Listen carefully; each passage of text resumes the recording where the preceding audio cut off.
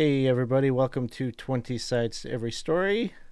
Thanks for joining us here. This is 5 years. This is our 5 year anniversary. And so all month long, we have put together a schedule of games that is sort of the kickoff here for our community campaign. We just finished uh, our Temple of Elemental Evil campaign, which took us just north of a year to complete, and we had so much fun with that a number of the DMs on the channel decided to come together, and we are putting together a much broader scoped campaign that hopefully with six of us instead of just one person running, we might be able to incorporate many more players. So that said, this game, if you're watching, this serves maybe as an example of something that you could actually play in. So if you haven't done so already, we would invite you to join us here in our Discord server. Throw the link there in the chat where you can join us there. That's probably your best bet for if you just want to hang out with us, chat with us in between the streams, talk about tabletop games, video games, you name it. We're into all sorts of nerdy stuff, so you can find us there and talk to us about things. It's also where just drop in if you're looking for a game. Just let us know. Tell us something about how you came to find us, and let us know that you're looking for a game in the lobby, and someone will point you in the right direction and get you set up with how to create a character and how to sign up for a game. We have one more of these coming up this weekend. Casey's going to be running his first game starting on Sunday at 7 p.m. So you'll be able to see that game as well. So thank you. Hey, Bo, thank you so much for the cheer. I saw there was a few subs that happened while we were kicking off here as well. So thanks everybody for the support. We really appreciate it.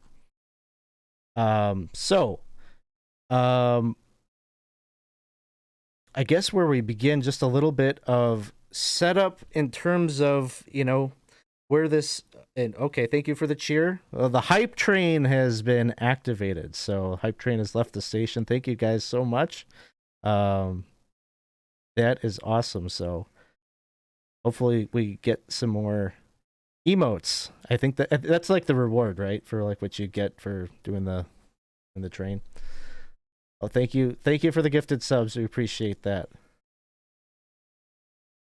Thanks, Percy. So, while all of that is happening, and I've got the Ric Flair woo happening in my ears, I'll try to tell you a little bit about what's been going on here in Hamlet. So this campaign picks up 10 years after the Temple of Elemental Evil, and it sort of gives us an opportunity to see the impact that the characters in the first campaign had on this little piece of the world. So Hamlet 10 years ago was just this little roadside village, very pastoral kind of podunk town, maybe just over 100 residents. Maybe I'll share an image of what Hamlet looked like back then. Just a little town, mainly supported by farming. Very few merchants that would dare to kind of pass through the dangerous roads around Hamlet. It was riddled with banditry and knoll raiders, and just sort of a very dangerous, kind of treacherous frontier town. But in the past 10 years, stability has come to Hamlet, and it has grown tenfold and expanded to become not only a bustling town of trade and sort of a known for keeping the roads safe with the construction of the keep that was in progress in 10 years ago. That has now been completed, and security of the region is under the watchful eye of Lord Elmo and the wizard Byrne, who represent the interests of Verbabank. And so In the previous campaign, the characters had come together to build this like wooden palisade to kind of protect the old town. And at this point, that still stands. It still stands sort of as a monument to those heroes that came through Hommlet and all of the sacrifices and the good that they did for the village. But it has expanded much beyond that now, and so there are actually different districts that make up the village. But all of its economic prosperity aside, Hamlet also has become now a destination for adventuring folks. The stories of the heroes that were involved with the sacking of the Temple of Elemental Evil have spread wide and far. And so it's sort of become almost like a badge of honor. It's almost a pilgrimage site to stop by Hamlet in these times if you are looking to enter the profession of being an adventurer. And so it is definitely a place that attracts such folks. It's also a place that attracts people that have odd requests or odd quests that are in search of such individuals that are in that sort of business. And so the five of you, I am making an assumption here, but I am assuming that the five of you have come here sort of independently. That the five of you don't know each other, but you've all probably had some similar experiences as you've come into Hamlet. You've likely seen many friendly townsfolk. Some, there's folk all about like selling like farmers that come into town with wheelbarrows of their produce for sale. Children loitering outside the local bakery hoping for a handout. And you're going past, these are all lovely sights, but you know that your destination is of course the Inn of the Stumbling Ogre, a 2-story establishment that is said to have been the drinking hall that those heroes of days past spent the downtime in between their adventures, sharing ale together, telling stories of their ventures down in the Temple of Elemental Evil, and maybe even sharing some of their longings, their wishes, their desires for what would come next in their stories after they had defeated the demonic being known as Zuggitmoy. And so the five of you independently are making your way to this ale hall, and you pass near it, and you can see that there is a sign that hangs over the door, of course, which depicts an inebriated ogre that's balancing precariously like fistfuls of flagons as he's walking down a dirt road. And I just need to stop here and pause and thank everybody that is contributing here to the hype train. That is so awesome. We really appreciate all that. Thanks for coming out for first game of the community campaign. Thanks, Lyra. So you all come together, and you can hear that it is a busy place. There's definitely like loud conversation that spills out onto the street. There are some the smells of the sweet aroma of what must be maybe shepherd's pie or some desserts being cooked up in the kitchen, and just sort of that smell of mead on the air.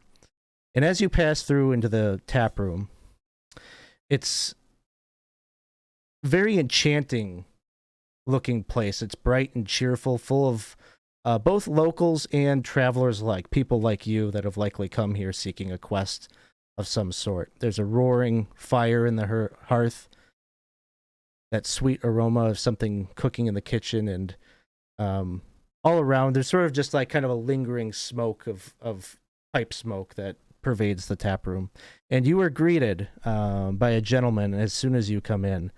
Older looking man with slightly unruly salt and pepper hair. He's wearing a finely hewn jacket, and he approaches you. He says, "Well met, travelers. I am Ostler Gundagoot, the owner of this establishment, and proud to be your host. I probably can hazard a few guesses as to what brought you about into a place as storied as this. You're not the first, and certainly not to be the last. But nonetheless, you are new here, and you must be acquainted with some of our traditions. And there is one that we hold in great reverence here in the Inn of the Stumbling Ogre. And that is that we all that pass through those doors must follow in Absalom's shadow. And he goes on to explain to you that to follow in Absalom's shadow means that you are to find someone in the tavern that you don't know and share a story of your past. It could be a true story, or it could be a fictional story.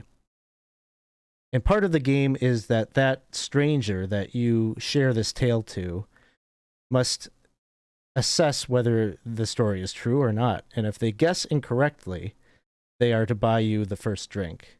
But if they guess truthfully, then the first one's on you. And so he sort of strong arms you all a bit and directs you to a particular individual in the tavern and asks that you go and follow in Absalom's shadow and tell your tale to him.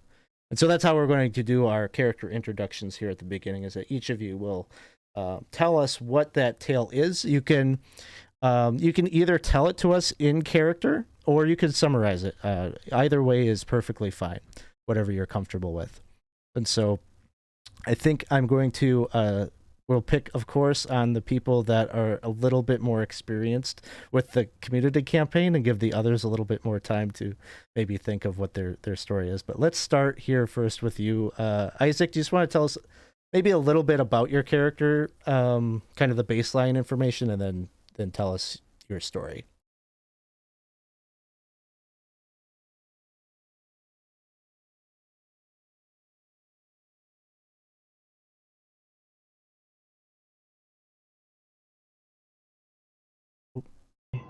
Just looking to see if he could maybe find a few more like him. As far as he'd kind of look around the. Oh, they're saying maybe they can't hear me. Yeah, because of the delay, I caught it before they caught it. Okay. All right. So Roland is my character's name, a bugbear druid. He's looking around and he's gonna kind of say, "Hi, everybody. Well, I'm just here and I'm looking around for a little bit of, that good old way fun. You know what I mean? And I think instead of telling you about my little story, how about I sing it to you?" He's gonna bring out a little tambourine. Well, one day I had a fish. He was my favorite friend. A fishy friend, his friend, a friend. His name was Pen. His name was Pen. Yeah, his name was Pen. He's my little fishy friend. One day some fisherman came and he went into my pond and he took a big old worm. Man, that worm was long and he took it down. He put it in the pond and he brought it up. Pen died.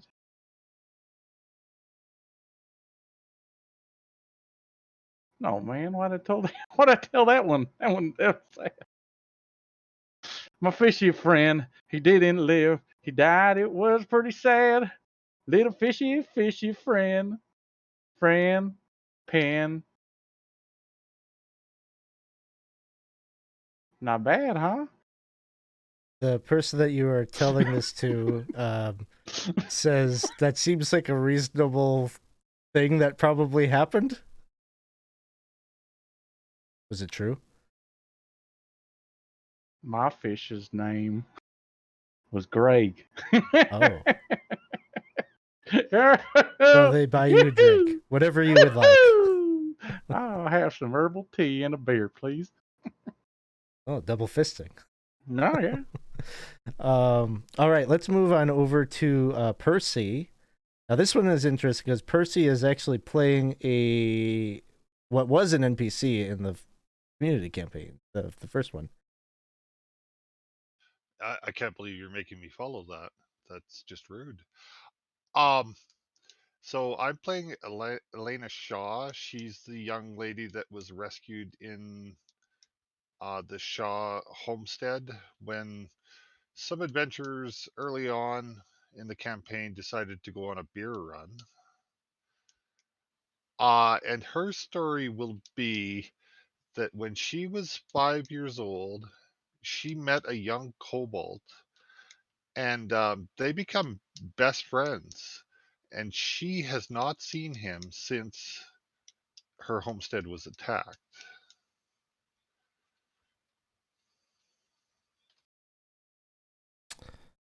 I think the individual that you're talking to would think that that is true. No, she has no idea who the kobold is. She just heard from the adventurers that there was a kobold that ran away. All right. So then this person buys you that drink. Two Ne- for two. I will slide it over to Rollin. Elena does not drink. Hey, come on over here. Sweetie, you go ahead and have that. All right. Well, let's go over next to Sarah. Hey everyone, I'm Sarah, and today I am playing Vernina Foxeye, who is a traveler of the roads and the waterways. She is a cleric of Farling, and she helps to protect the people on the roads. So the story that she would tell, and I'll do it in character. She will say that one day she was traveling the roads, watching for individuals that she may assist or she may help, and she came across a small boy who was under a tree, all by himself. It was raining. It was a thunderstorm that was approaching. She's very superstitious, so she watches the signs, and the signs today were not good. There was many bad omens. So she watched the signs of the crossroads and needed to help this boy, she decided. So she found that he was lost from a group that had been traveling by wagon. So she helped the boy find his home, but this took 2 days and 2 nights of traveling through the rain and the terrible weather. And she was led by the crows of the world and the signs that led her toward the village where the boy's parents were. The person that you are talking to believes that your story is true. It is true. I will certainly buy them a drink. And they would stop you and say that they were just happy to hear the story and they will still buy the first round. That is very generous of them. Thank you so much. This is such a nice village to be in. And next we will move over to Jeffrey. Hey everybody, I'm Jeff. I'm playing Rareth, and I'm a half orc rogue. I'm sorry, ranger. And of course, my story would be that as a small child, I was left in a hole in a wall, and my family was killed, and I was rescued and raised by Fae folk. So he will probably express some he'll mention that it is a sad story, at least the beginning part, but he will guess that it is true. It is true. And just like with see, now I got to practice pronunciations. Was it Vernina? Vernina. Vernina? Yep. Just as with Vernina, he will forgo having you buy the drink and get you whatever you like. He's happy that you shared the story. Thank you. And let's next go over to Wes and your character. So I'm playing Emma, She's a little 5-foot pale girl, with a big giant shield and a mace and all that stuff. But she will, I'd probably sit up, post at the bar, and sit and talk to somebody. And her story is that she ran away from home when she was about 15 years old and ended up somehow getting involved with, like, I guess, religious people. And that's why she is a cleric to this day. And she loves animals. Like, any animal she will stop and pet, no matter what it is. And the individual that you are talking to just simply says, "Well, sure, I love animals too, and I think that story is true." It is 100% true. And he says, "Let me buy you a drink." And so you've all, at this point, become acquainted. The same person you've all told your story to is Lord Elmo, who is this scruffy-looking.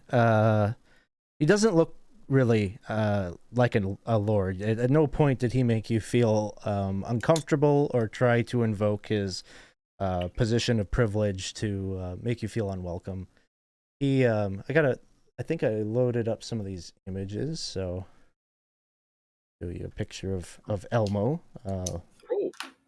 And so he's knocking back a tankard. Of course, Elmo loves to drink, and he loves this particular bar, and so he is often here when he's not toiling away listening to the concerns of the townsfolk, or in his office at the keep that sits above the town, doing administrative paperwork and such. He's often here, so he's listened to all of your stories, and at some point throughout the evening here, he's going to bring the 5 of you together to sit with him. And he says, "Well, those were really good stories that you told me there earlier today. And I get the sense from all of you that you all might be just the people I'm looking for. I got something of a task that came to me. Good friend of mine doesn't live in town no more, but he's looking for 5 adventurers to help him out with well,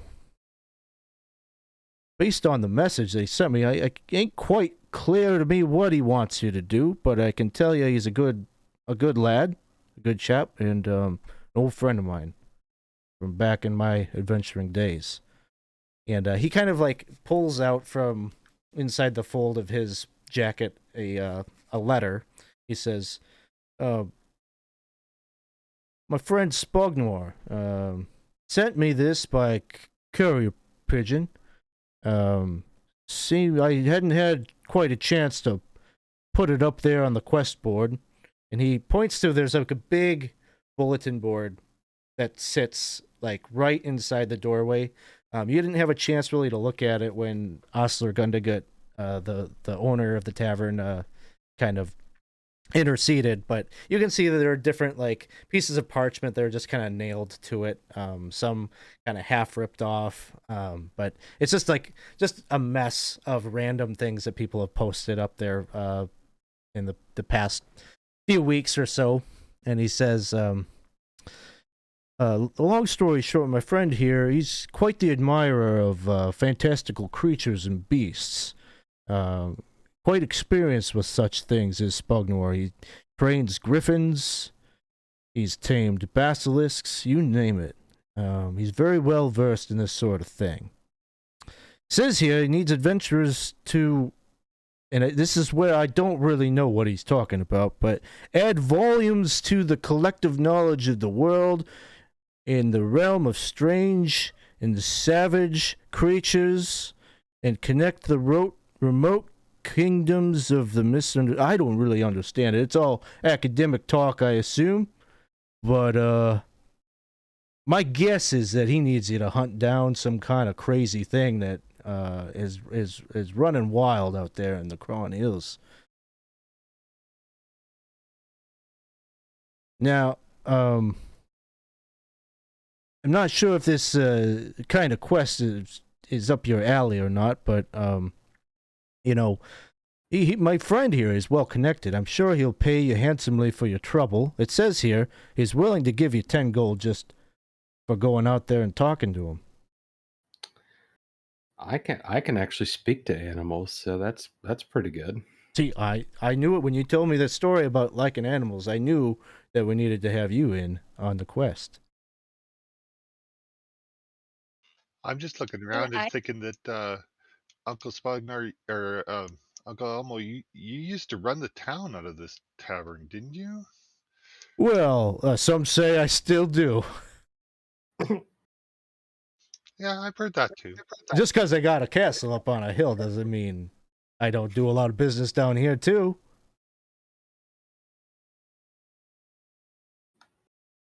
Well, I am very interested. I have been following the signs that say that I am here to assist someone in Hamlet. I did not know who or what, but I believe that this is it. So I am very much interested in this. Well, I can, of course, give you some more details on how you can find my friend. I'll leave it to you. Whoever wants to go out there and talk to him, that's up to you. But he went out there some time ago to garner some more formal employment. He works now with a group of elves who call themselves the Feather Gale Knights. Seems they built a tower out there in the Crawn Hills, and well, they're Griffin Riders, is what they are. And that's why they've employed my friend, being a breeder and a trainer of griffins. His skill set is very helpful with them in their work. My understanding is that they are monitoring the area around the Lort Mill Mountains, and so they patrol around on their griffins and such. So there is a little piece here. I don't know what PS stands for, but it's at the bottom of this missive, and it say that the group of adventurers that go out there, he doesn't want the Feathergale Knights to know about the mission. Says that you should report to them at the gate that you're just there to pick up some material components, a delivery. So, don't know what that means or what the problem is, but it seems like he wants, seems like mum's the word. I was just about to say that. You and I are both like in total sync.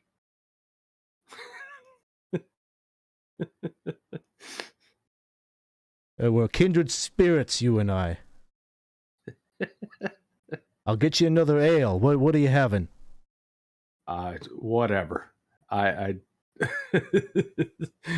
what's the local beverage here? Well, I've garnered a taste for this Humboldt honey mead here. Sounds good to me.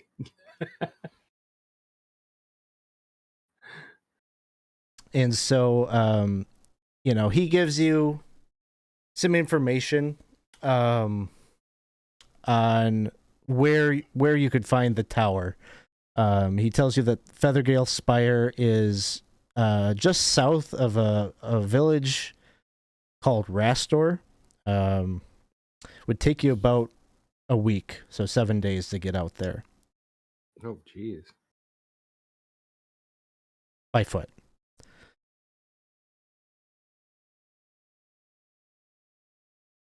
Do we have any money? Generally, your wealth would have been based on your background. It's generally like 10 to 15 gold. What would it take to rent a cart or something? You wouldn't be able to rent one, but you could certainly buy one.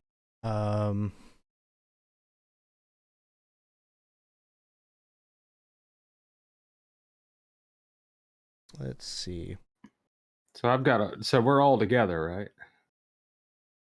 Yeah, he's gathered you together. You're all kind of sitting, drinking at the same table. You all got the same information. I'll just kind of ask. I'm like, hey, do you guys want to walk or do we want to rent a cart I think or we buy a might be a cart? little out of our price range there, sweetie. Sweetie. Well, unless you brought a lot of money to buy one, I'm pretty sure I could not afford one. Be 15 gold for a cart, but then you'd have to get horses and feed and. Yeah, I guess we'll walk. Why not walk and commune with nature as we go? I can fly, so I don't care. So you come here. Always happy to walk on the What'd you roads. say? You said your name. You said your name was Emma. Yep, What do you mean you can fly? I can fly.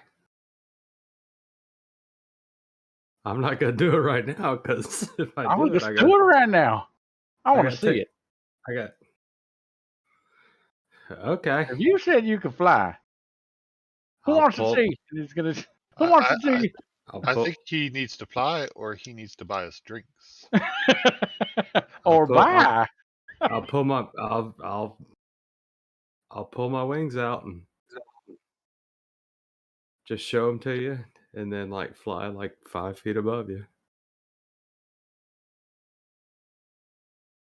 No, I can't do that for. My. No, I can't do it until I take a long rest. Oh, took a lot out of you, huh?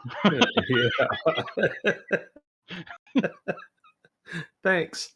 Some kind of wow, some kind of Aarakocra or whatnot. You don't have a beak.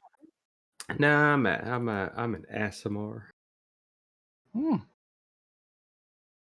All right, so you all have gotten the information that you need to take on the quest. Signed up for the session, so we're going on the quest. Yeah. No, we're not going. Yeah. We're just gonna stay here the whole time. So, given that you know it's going to be 7 days to get there, and 7 days to get back, you know, you would have the opportunity to do some foraging and such along the road. But one thing you may want to pack would be like rations and things like that, just in case things get hairy on the road and you get to a patch of terrain where you're stuck for a bit without access to food or water. So that would be kind of like your bare minimum, what you'd probably want to take out there with you. You know, I would say if you got like 10 rations in your pack, you're probably feeling pretty comfortable heading out there. I've got stuff too, so don't worry about it. I need to buy some rations to make sure that I'm right. Okay, it's I believe it's a gold per day. Or I can make you all crappy food. I mean, don't worry if you're hungry. It's not the best, but I might have a berry or two hidden somewhere. Hold on, where'd I put them? Where did the berries go? But if you're hungry, I could in a pinch. You know, I don't want to bring I don't want to bring something out that's not to your liking and whatnot, there, ma'am. But worst comes to worst, these berries I got here, they'll do the trick. Oh, I am always happy with berries. That is totally fine. And I can purify any food or water. So. Well, look at you. Look at you flying and purifying water. What's next? Yeah, I'm still just flying around. So if anybody did want to, I misspoke, 5 silver piece per day of ration. So any other purchases or anything that any of you would want to do before you head out? five silver is 1 gold, or 10 silver is 1 gold, correct? Yep. Okay, so I'll buy 2 then, so I can just have a couple extra in my. Sounds good. How many should we have started with? Like 10? It depends on Maximum. options that you took at character creation. I don't know. I don't pay attention to that really. It says I have like 1 day of rations. Well, I guess that's what you got then. So if you want to buy any or have any in your Yeah. pocket, you can do so. That'll be fine. So you all kind of get settled for the night. In the morning, maybe you do some of this purchasing and whatnot that you're doing. But on your way out of town, you pass by what looks like it's just sort of like this mud and straw structure, just like kind of like a one-room little house, and there's like a fencing right next to it where you see a grazing goat, who, as you're passing by, kind of raises his head and moves over and pokes his head out through the fence and almost seems to smile expectantly at you. And you can see there is a little like post that sticks up out of the ground with sort of this glass cylinder that seems stocked with some kind of a grain or something like that. And it looks like there's like a little slot and like a chute underneath it. And a little like knob that you could almost like a handle, like a kind of twisty thing. Is it a petting zoo?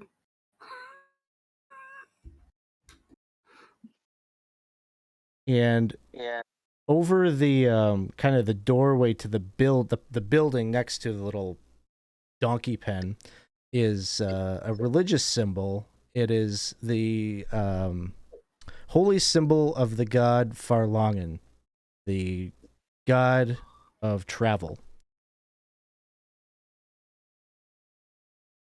Considering that is Vernina's person, she would probably place like a silver there by the symbol as like an offering thing. Do you put it in like the little feed, Frank? Like I'll put it like kind of like on the ground, like by the symbol for someone else to use if they want to come along. Like that's the Okay, so you do that, and you can see the donkey looks at the coin, looks up at you, and like looks at the feed mechanism, and is kind of like, hmm? I think he's I hungry. I understand. Yes, a person who liked animals, was it Emma? Was that your name? I believe this donkey wants food. I'm gonna go. I thought it was a goat. Didn't you say it was a goat Yeah, at first? Maybe I said goat. I meant donkey. Oh, I'm gonna go pet the donkey, and then I'll buy it food.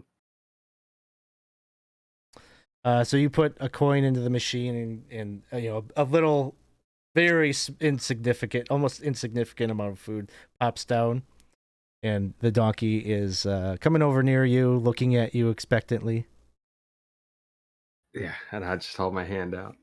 and he eats it. And as you do so, there's sort of a light that kind of lights up in the donkey's eyes, and he locks gaze with you. And for the rest of the session, you'll get a point of inspiration, a blessing from Farlangen. Oh, nice. And so, just This to is a be very- clear about the distinction, so the chat may buy you rerolls. You can always redeem a reroll to literally reroll something after the fact. Limit of 1 reroll, per check. Inspiration you use before you're going to roll something, like it's an important roll, and I really want advantage on the roll. So, reroll happens after a roll. Okay, that Advantage, sounds good. inspiration happens beforehand. And you can use a reroll on something that you spent inspiration on. So if you give yourself advantage on a roll and you still don't like the result, you can then use a reroll that the chat bought you to roll again and retain the advantage. So Well, that's going on. That sounds I good. might look, start maybe ritually casting Speak with Animal. sure. So 10 minutes pass. We'll come back to you. I'll just give a chance here to see if anybody's doing anything in that 10 minutes. I think Elena would look over at the donkey and say, "Sweetie, you're gonna get fat doing that. The amount of people that come through this part of town, if they all buy you food, I can't believe you're not 300 pounds at this point." The donkey just kind of like gives you like a whatever, but still kind of goes over you and maybe is expecting some pets or something. I will scritch it behind the ear, and then I will also deposit a coin and buy it some oats. All right, you do so. You get a point of inspiration as well. That blessing of Farlong. I am not a monster. How about anything Rareth is doing? Rareth would be kind of with the party, but away from the party, and would be kind of scouting the area. Okay. Nothing too strange happening in the town. You just sort of see the common folk and their normal comings and goings. Yeah, nothing too particular happening today.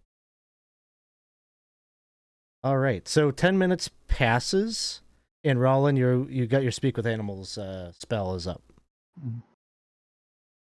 Well, how you Thanks doing for there, the friend? raid. I'm Butterbee.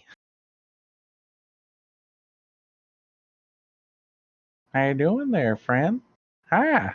Hey, I'm doing pretty good. Hey, you want to slip a coin there in that machine? You get Well, a little food and I'm gonna do it. No, don't worry. That's better than these crappy berries they got. You want a crappy berry? I'd really prefer the grain in that there machine. I'll take whatever you got, but Well, my friends here, one of my friends here, they said they could speak with you too, but that fella, I mean that lady there could do about everything. So I don't know if I trust him with that one. Now what you're telling me is that you want some grain. What is your name? I'm sure everyone would love to know. hey, my name's Donkey. That's what everyone calls me, Donkey. Donkey. Oh, what a beautiful name. I'm Roland. Nice to meet you. Nice to meet you He's too. gonna go and give a. Uh-huh. He's like he's There done you it go. before. He There, goes and you gives. got it. Just a little Yeah, more. little scratch under the. There you go. Oh, and the coin. I guess. Well. Gonna look back. It appears I am all out of cash. Would anyone might please? Oh, I got you covered. Oh, well, thank you. Here you go. friend. You'll say I'm hello like, to the raiders. Thank you for the raid. Appreciate that. Homebrew Cafe. Go check them out. And as I'm scratching like underneath the belly of Donkey, I'm gonna go ahead and kind of very like easily, kind of naturally, kind of hold out, give him some grain from my hand. Here you go, Donkey. His name is Donkey, everybody. Can you believe it? What a name. He's just eating it, and as soon as he's done eating it, he kind of like goes and to the corner of the pen and takes a nap. You got a blessing as well. Oh. Well, have a good sleep there. All right. So, having some of you having received your blessing of Farlongen, you have the protection of the traveler as you head out of Hommlet, and for the next few miles, you're going to just basically be passing through these this very pastoral landscape, all these different little plots of land that are being farmed. lots of folks. It's the summer months right now, so a lot of people growing corn and wheat and few tree orchards, fruit orchards that you'll be passing by. A lot of the locals will kind of wave and be real friendly to you. Maybe like get even a little bit of food here this first day, just from the kindness of the folk out in the immediate Hommlet region. But given enough time here, probably on your second day of travel, you'll be more moving out into the Cron Hills, which is a little bit more bare in terms of settlements. There are some gnomes and such that make cities and homes, or I should say villages and homes, out in the Cron Hills, but you won't be passing by too many of those over the next 6 days or so.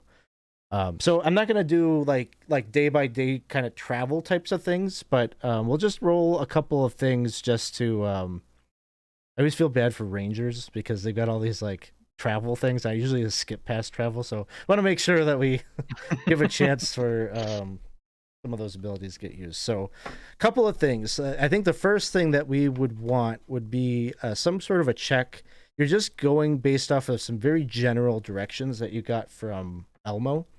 And so we'll need some kind of a survival check from one of the party members to prevent you from getting lost. So which one of you would like to be your navigator?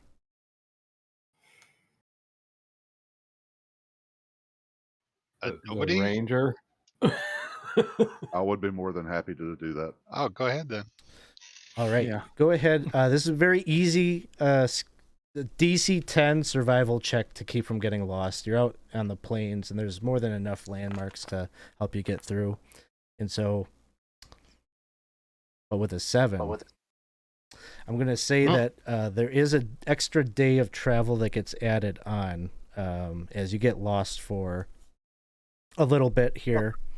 Why don't you go ahead and give us that roll again to see if you can get yourself back on track. DM, quick note.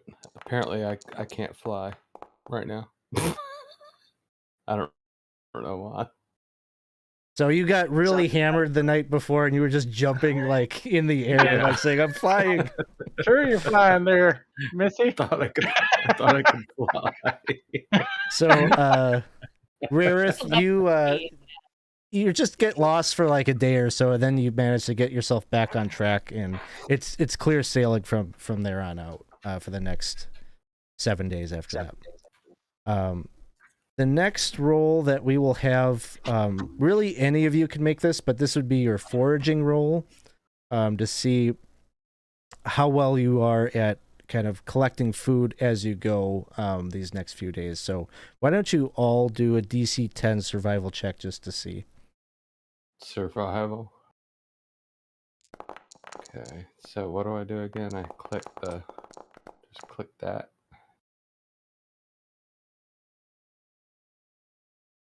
Why didn't it do anything? Oh, there we go. Normal. Oh, God. The dice definitely love me. All right. So it looks like Rollin, like you're the only one that's like, maybe like you're finding food that's just not appetizing to anybody else, but I can Oh. actually purify it and clean it. so Rollin, why don't you roll me a D6? Sure. Got some puke berries and really good. Here you go. D6. There we go. I can ritual cast purify. All right, food so and you got a 6. That's for food. Give me another D6, and that will be for the water that you find along the way. Okay. So, basically, based on Rollin is actually really good at finding food each of these days, and is able to find enough for all of you. As far as food goes, water little tougher. Each day that you're on the road, 2 of you are. He's only got enough water for 3 of you. Hmm. Well, that doesn't seem great. Is there a stream anywhere near us? That's what your survival checks would have been for. Would be trying to Oh. find sources of water along the way. I mean, can I dig a hole in the ground and find water? You can spend your time digging a hole. You will find no water. Okay. Yeah, you did your survival check, so that encompasses all of that for the day. Yeah, no worries. So, does anybody have anything in terms of like creating water or abilities like that? I do, but I don't have it prepared. Let's see. Well, I mean, you can do Thursday one day and create it the second day. yeah, that would be the same for me. Is I could create water, but it would be probably the day after. Okay. So, I guess on the first day that you go without water, let's have, I guess rather than like just asking you to make some decisions about who draws the short stick and is out a bit, why don't we just say that you try to spread thin that 3 gallons of water that you found, and all of you can make give me a we'll call it a saving throw, a DC 8 Constitution saving throw. Okay, so I hit this thing here. Pop up. There we go. Saving throw. Yeah. Okay. Uh-oh. Oh, okay, that doesn't seem too bad. Okay, so I think everyone is good except Elena. So Elena, when we roll up to the Feathergale Keep or Feathergale Spire, we'll say you're running on 1 level of exhaustion. Okay. Oh, no. And then if one of the characters that along the way wants to swap out one of their spells to, like, you know, create water or whatnot, they'll be able to rehydrate you as you get closer to the spire. Well, I think, Fine. yeah, she can do it. Rareth Right. would actually give his water to her, as he did Oh, put us a day no. behind. I'm good. I would insist. You can't force me to drink. So there's probably a bit of like kind of no you a bit with the water until it kind of is what it is, right? So it's going to end up being no consequence. You've got to answer to the water thing in the long term. And then lastly, keeping watch. Why don't you all give me a perception check that will sort of represent maybe things that you saw at night when you were taking your turn on the watch. I'm just trying to kill all of your terrible rolls before. Who? What are we rolling perception? Yep, perception rules. While we're walking, Vernina would like to, since we're passing by some kind of like farmland thing you said early on, gather some of like the corn leaves that have fallen off and make herself a corn doll while she's walking. Oh yeah, absolutely, no problem. Got to have some creative pursuits along the way. She's very superstitious. She's gonna make herself a little doll while she's going. So Emma, Rollin, and Vernina, at night, you all kind of separately have noticed some things like flying in the sky. Winged creatures that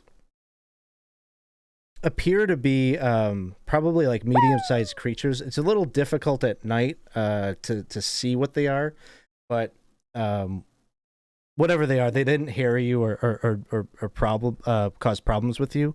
You just sort of noticed that it seemed like they were flying around in packs of like 3 to 5, and sort of seems like they maybe were patrolling the area, and each of you kind of communicated this to the next to look out for it, and each of you kind of noticed that these things were flying out and then returning back to your south of you as you're traveling. You can see very faintly the silhouette of the Lortmo Mountains. And so it seems like they're kind of flying out maybe as far as the Lortmills up to about where you are in the Cron Hills, and that's sort of their area that they are surveying. During my watch, could our ritual cast speak with animals? Sure. And then, so 10 minutes, and then I just look up at them. If I see them flying, which I did, right? Yeah, you Can saw I them. just look up at them and I go, "Hey, what are you guys doing?" You can. They will not respond to you. They'll take notice of you, but upon seeing you in your camp, you get the sense that whatever they're doing, they're searching for something particular, or whatever it is urgent, and you aren't what they're looking for. Oh, well, that's good, I guess. Right. Give me another perception check as you call out to them. One of them maybe will dive down a little closer just to double check that you aren't what they're looking for before flying off. Uh-oh.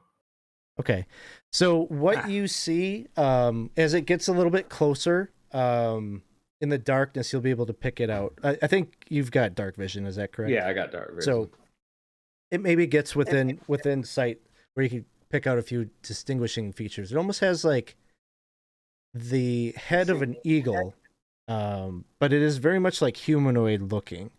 And you may have heard of Aarakocra, and that's what this is. It's a humanoid creature. There's known to be some that live in the Lortmo Mountains. They're not very widespread throughout Flaneus, but that's what it is. And it seems like it just kind of it takes a glance at you and it flies past, and then as soon as it doesn't really come down to engage with you or anything.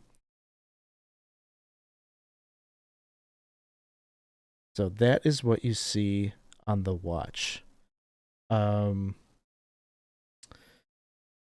all of that complete. By the time you're getting to the tower, it is the 8th day of travel. I'm going to switch this over to another map. Although you don't necessarily have to be standing right next to it, I just have to put your tokens on the map as I flip you over it.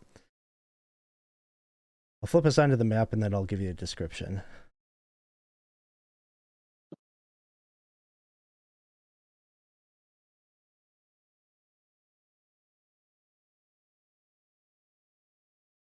Okay. So at some point as you're traveling through the hills, you'll see on the horizon this very tall spire that raises up. It's kind of situated in a canyon, and so you're up on the kind of the top of the bluff, and you've maybe been traveling a little bit now at this point where along your right is this deep ravine that you've been kind of following to get to your location. It's probably the landmark that Elmo would have had you look out for, this canyon, to be the thing to follow to get to the spire. And so as you're looking at it, you can see the terrain around you is very grassy, and there's a gap between the where the entrance to the spire, the tower is. There's a drawbridge that's down that bridges the gap over the ravine to the section of land where you're standing, and that's all grassy. And if I said goat when I meant donkey before, this is why. There's all sorts of goats that are standing around feeding on this grass. There's even some like metal troughs that are set out with water. It seems like somebody is very much like feeding and caring for these animals. And then up ahead, you see this wooden drawbridge that leads to a tower. There's a little post with like a little bell that sits on your side of the canyon, but is likely like kind of like the doorbell to the tower if the drawbridge were pulled up. But it is currently down. Stone double doors that lead into like the entry hall of the tower. The other thing that you notice as you're looking up and down the tower is it at its base down in the ravine, you can see surrounding the spire are these huge like double wooden doors. They're probably like at least 10 feet wide. And the doors are raised up a bit. So they're up like 20 feet. And they're not flush with like the ground or anything. And then up and down the spire, you just see like windows, lots of windows that look out. This isn't like a citadel that necessarily it's built more for its elegance than it is any kind of tactical defense or anything like that. It's very clearly like of elven make. And you even feel like as you look up at the top of the spire that it's flat and that they've grown like grass and there's trees growing on the top of it. All right, real quick, I'm just gonna go pet everyone goats. Sure, you could spend some time amongst the goats. They seem very friendly. They're not skittish. They're very, very comfortable with interaction. They're not wild. I think what we should do is try and sneak in. If someone wishes to sneak, I can give them advantage on that. I definitely need it. I cannot give it to myself, but I have Blessing of the Trickster, so I could to someone else. I will need that. Then I will. Yeah, I rolled disadvantage. Why you wanna? I'm just asking. Why you wanna sneak in? Because we can. What?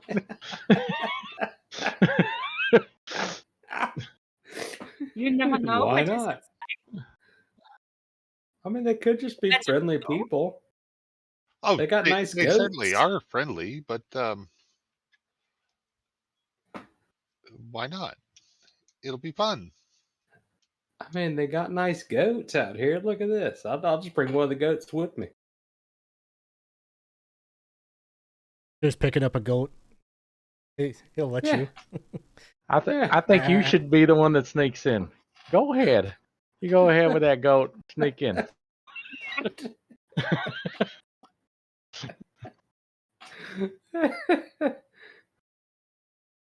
Does the goat have to make a stealth check? That's the question. The goat refuses to make a stealth check.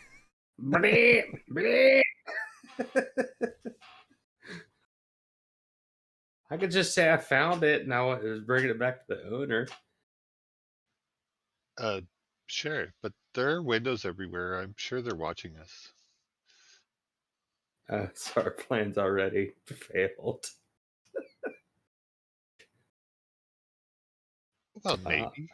I don't know. I'm just gonna follow. I'm gonna follow you all with my goat. Why wouldn't we just stick to the plan? We had a plan. So the PS was not to alert the elves to what we were doing there. Yeah, so what are we doing here? Not to mention that Spugnoir has put out a missive basically to ask you for a quest. You get the sense that it would be like a common thing for people to stop by and maybe pick up or drop off deliveries for him. So like if you go to the gate and you just say, "We're here to see Spugnoir about a delivery," like that would be enough to get past them. Can I tell him I brought him a goat? Anything is possible in Dungeons and Dragons. Hey there, Rarith. I know we haven't really got a chance to talk much there, but seems you got a strong head on your shoulders there. How about you do the talking? I think maybe we might give it away.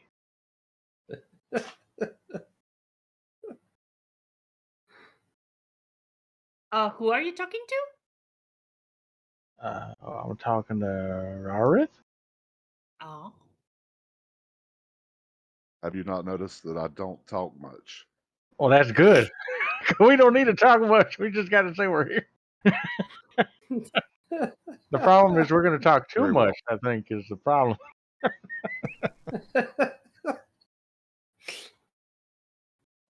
And I'll walk up to the guardhouse. Certainly. And so you all, in turn, it sounds like, are following Rareth to the front doors.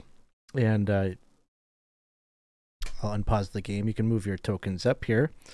And I'll open these doors. On the other side. Oh, I'm sorry. On the other side, as you enter, the doors are actually opened for you by a guard, an elfin person, and there are two others in the hall. One of them is a female elf, and she's adorned in wearing scale mail. And wearing a cloak that would be a signia that these elves are they're official knights that represent the fairy nation of Selene. So they're not just some like random group that's out here in the valley here. They're actually representatives of that nation. And you see the woman that appears to be maybe captain of the gatehouse here. Her arm is like heavily bandaged. She carries a weapon, a sword, at her side, but she doesn't look like someone that's like necessarily like equipped to fight or anything like right now. She just looks like she has suffered some kind of an injury with her right arm all bandaged up.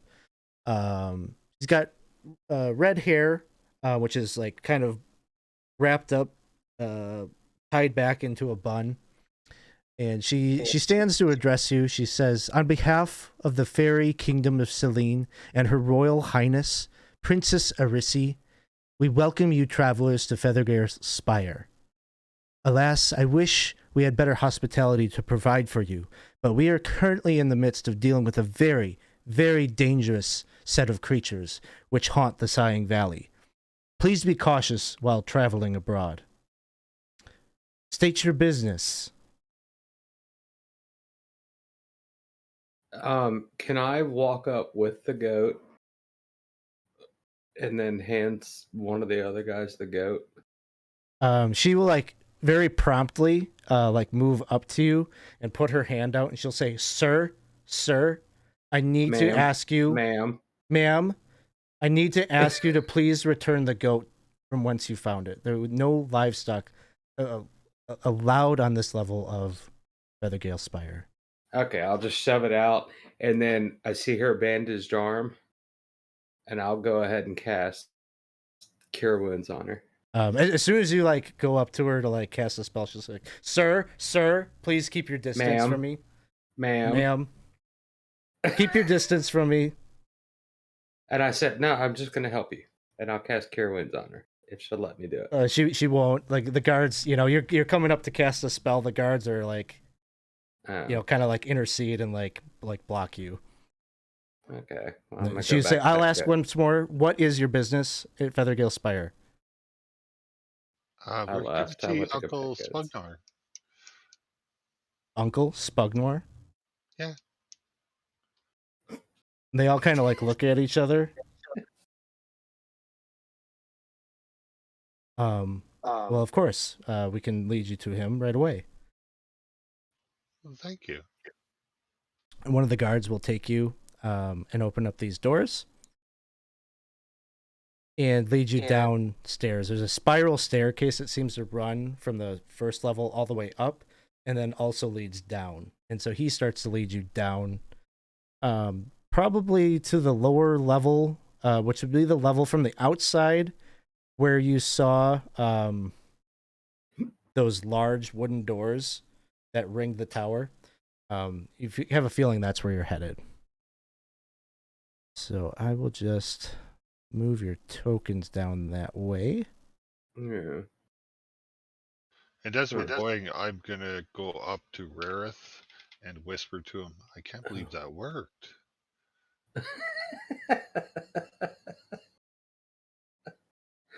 Why It wouldn't helps it? to have family. Perhaps it was not a good idea to carry the goat. Nah, apparently. I don't know. All right, so you are led down, and what you see on this level is there are all sorts of stone doors that ring the entire outer wall as you're coming down here. Tons of crates, pitchforks, and just like brushes, lots of gear, which seems designed to maybe take care of large. I guess it wouldn't be unlike the things that you'd see at a stable, like things to take care of large livestock and such. And so here on the subfloor, you do see immediately a wizardly looking, I guess maybe not wizardly looking, but Elena would certainly be able to ID this person as Spugnoir. He's got a pretty neatly manicured goatee. He's wearing clothes that are probably a little too nice to be taking care of animals in, but it's just covered in like, you know, dung and feed, and he's just like kind of a mess. And he's got these big high leather boots that run all the way up to his knees. And he, as you all are coming down, his eyes kind of light up and he says, "Oh, hi! You must be the ones that I was hoping would come. You got my message? Did Elmo sent you by chance?"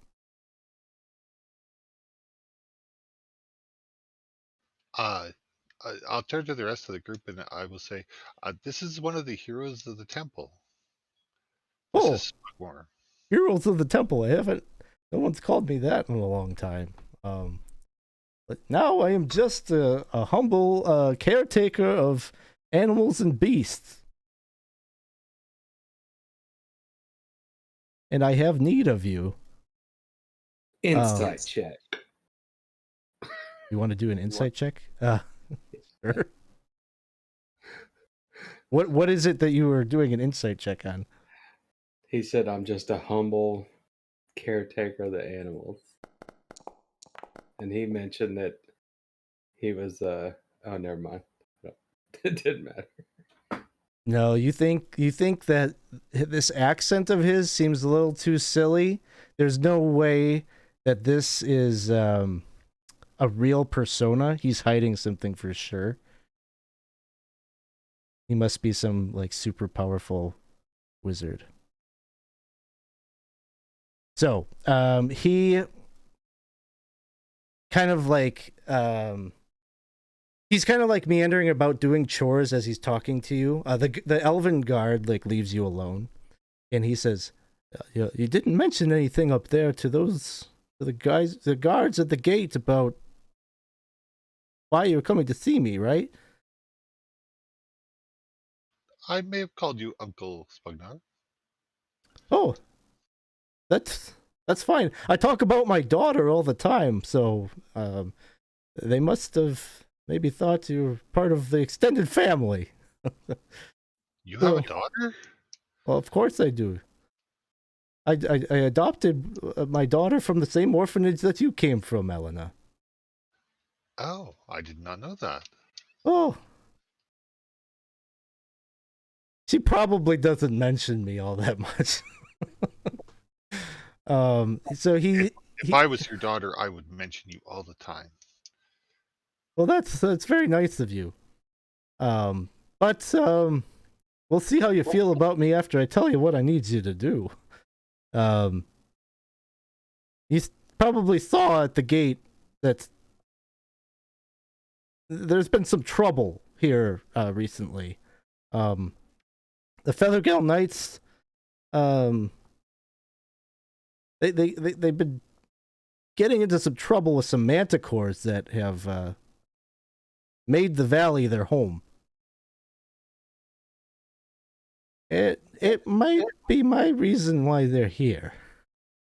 It might have something to do with that. And it's just kind of gotten out of control, and I need some help with dealing with it. Did you import them in, and now they're trying to take over the area? Not exactly. Not quite like that. You see, one of them came on their own. And I discovered it in one of the nearby caves down where I collect griffin eggs. And it seemed like it was going to be a problem. You know, this big creature, it was probably going to eat the griffins that I rely on to produce the eggs to help me, you know, with the Feathergale Knights here and keep them going with steeds and such. But, you know, manticores, as it turns out, they're really intelligent. I started talking to it, and they're really funny. Really funny. And so we got to talking, and I realized, like, okay, what do you want? What do I want? How can we come in the middle and you kind of negotiate an agreement? And so it seemed to me all it really was hungry. So I got all these goats. I started raising a lot of goats, and I've been feeding it. I promised it I would feed it if it would leave my griffins alone, and it agreed. And we were getting along quite well for a while. But they must have some kind of communication chain, because another manticore came. Must have heard how good it was getting a free meal for me. But this one was a little nastier, a little meaner.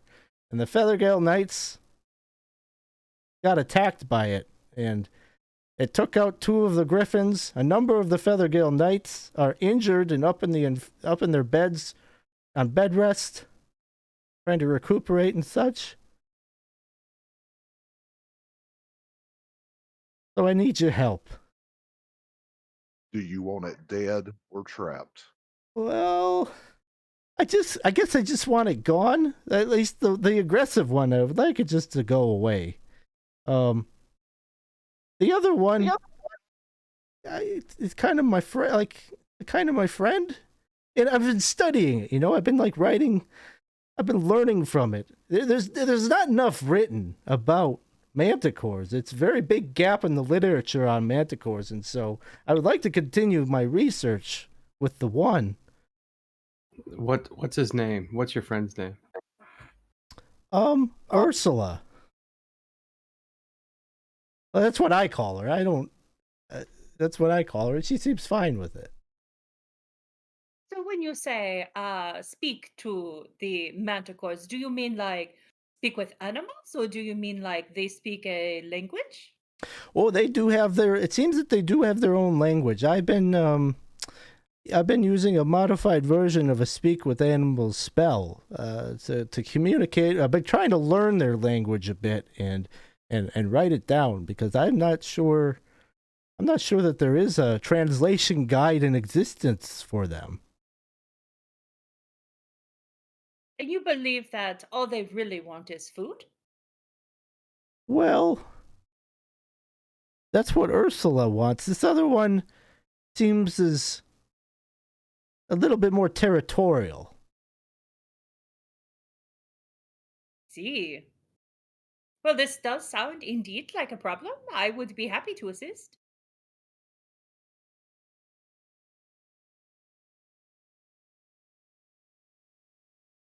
But perhaps we could attempt to speak with them first before we try to fight them?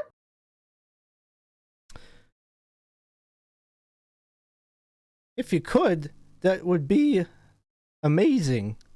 Like I said, I don't really have a relationship with the male that moved in. I I hate to see something. I think the male is probably Ursula's friend and mate. Um, so I wouldn't want it to die necessarily, but if that's what has to be done, I'll leave it to your discretion how to deal with them. But just don't hurt Ursula.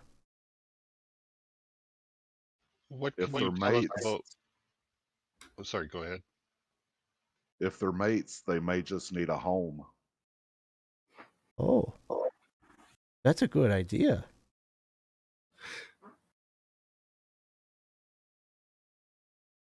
Maybe There you go. somewhere in the Lort Mills would be a better home for him.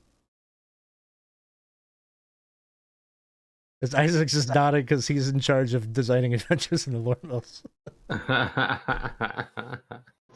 Yeah, send him there.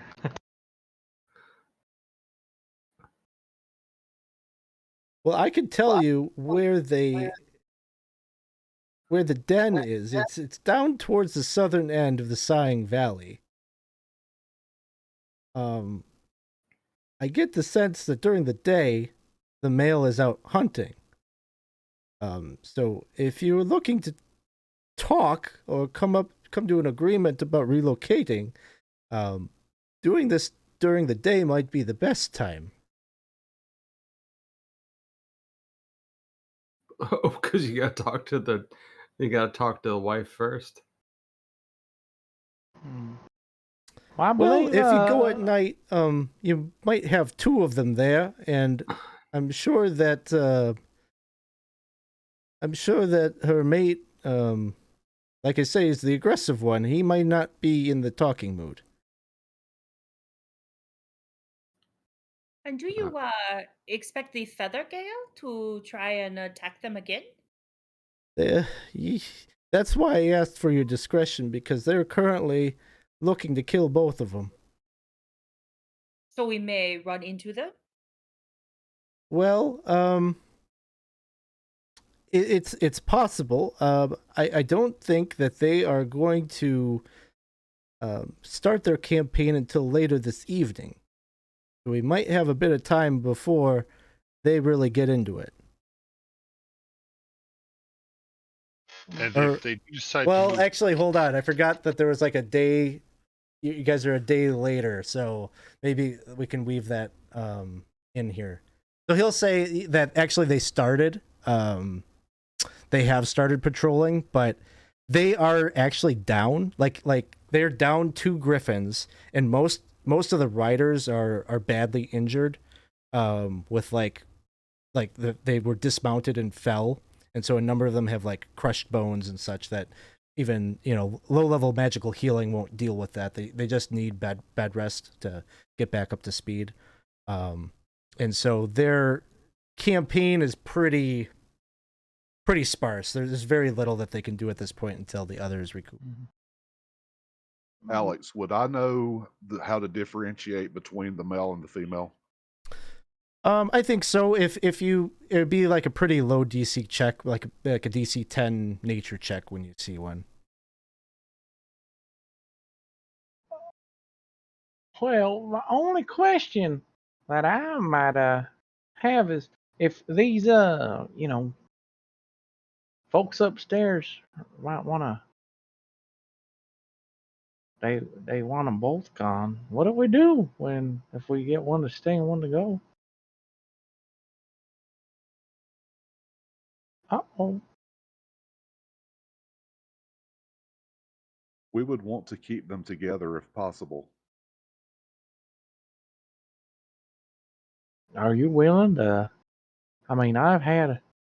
Well, he's gonna just start talking about his story about his fish that died, but he's gonna just look over to your character, Jeff, and he's gonna be like, "Never mind, never mind. I'm not gonna talk about loss at all."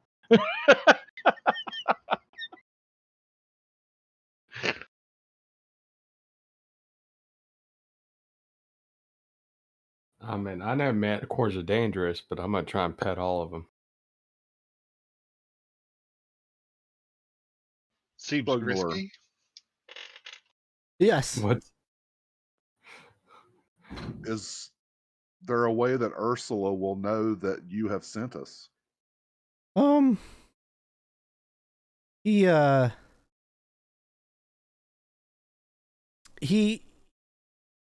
he goes. He says, "Give me just one moment," and he goes upstairs. He's gone for maybe like 10 minutes or so, and then he comes back down, and he's carrying with him a folded up.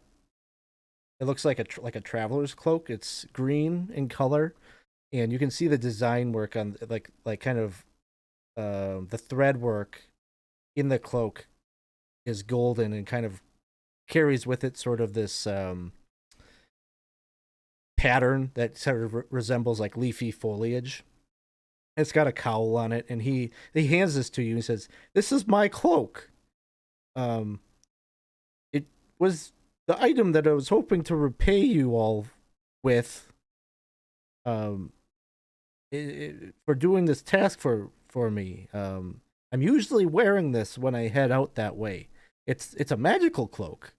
It is what I use to sneak into the griffin nest to take eggs when I need them. It'll make your footsteps very light, and you will be very stealthy while you're wearing it."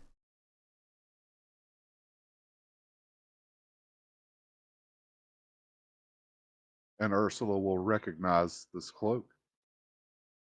I was always wearing it when we would meet. Wouldn't want to sneak up on Ursula and meet the wrong side of Ursula.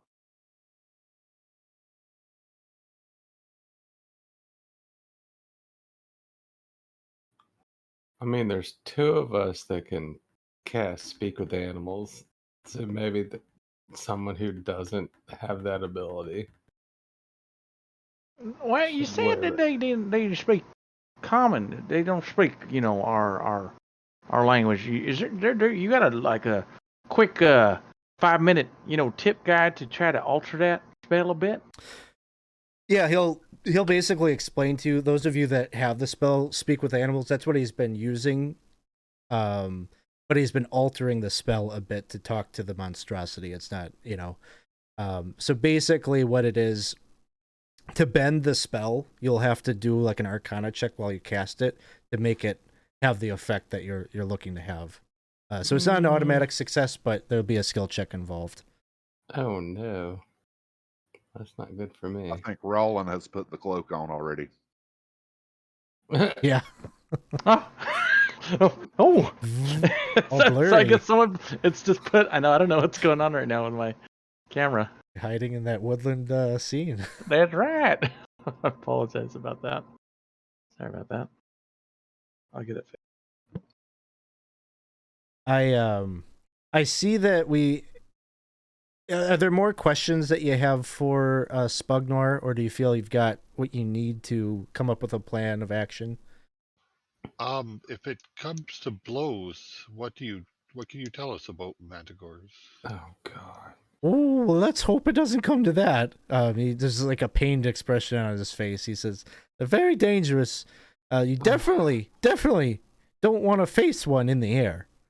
And he'll tell you about its like scorpion-like tail, which could poison you. It can shoot spines from its back at you as missiles, and even in close hand-to-hand combat with it, its bite and claws are very deadly weapons. So if it attacks us, we should run. Yeah, he would say run and try to get under cover, or get somewhere where it can't have the air advantage on you. Like entice it to come into a cave or something, like force it to the ground, basically, if it wants to chase after you.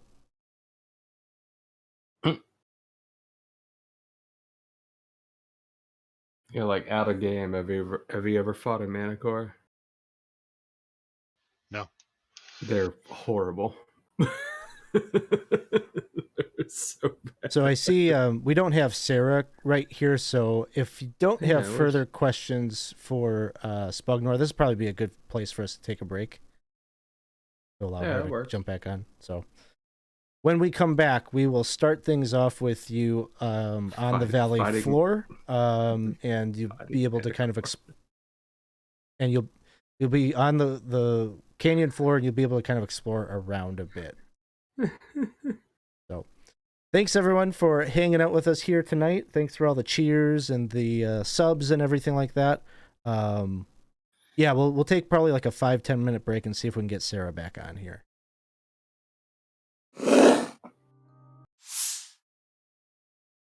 Hey everybody, thanks for sticking it out here with us here tonight. We're playing some Dungeons and Dragons, celebrating our 5 years of being a channel, and wouldn't you know it, we're doing a manticore.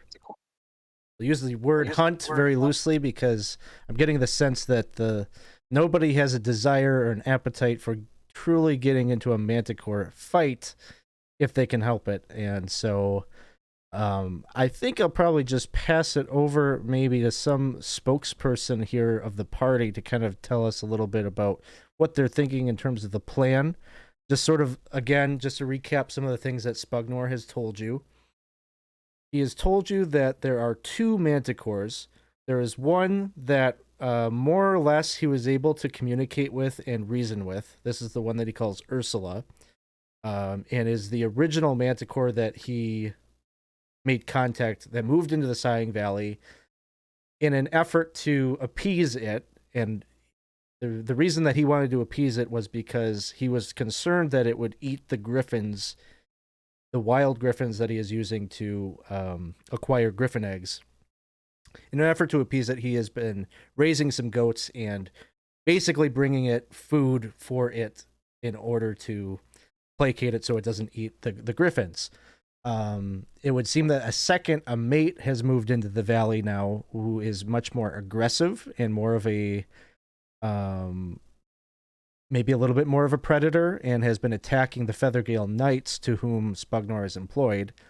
And this has caused a problem in that it compromises the whole thing for Spugnoir. He was learning from this other one. He was hoping to keep that up, and now both of the manticores are in peril. He can tell you that the manticores live further to the south of the valley, past the Griffin Roost, and he told you a few things about what he knows about manticores and their capabilities in combat, and that they're very nasty customers that you probably wouldn't want to deal with out in the open if you can help it. He's also given to you, he gave to Rarith this cloak of Elvenkind, which doubles as both your reward for doing this task, as well as he has some gold and such to share with you at the end too, but magic item that he was going to bequeath to you, as well as a symbol that you are a friend to Ursula if you were to talk to her. He also shared with you a way to potentially bend the spell Speak with Animals, such that you might be able to communicate directly with Ursula if you make contact. Maybe I'll just share the scene here, and then we can kind of lead off with maybe you all kind of recapping what your plan is going forward. But you make your way down to the Sighing Valley, just underneath the shadow of Feathergale Spire. It is daytime. We're going to say it's like just afternoon at this point. Brightly lit. It is warm out. Maybe even just like a tad above what you would like it to be comfortable out in the sun. All manner of birds and wildlife. It's almost kind of whereas it like up top it was like very grassy, and there was foliage aplenty for the goats and everything. It's pretty barren and rocky down here in the valley. Not a lot of sun sticks around long enough for vegetation to grow readily. It's just sort of like a lot of like tumbleweed and kind of foliage that doesn't require an extreme amount of water and sun, some cactus and such. Yeah, in the distance you can sort of see a winding stream that seems to cut right through the middle of the Sighing Valley from the east, flowing down the south. So, what is your plan of action? I want to bring a goat with me.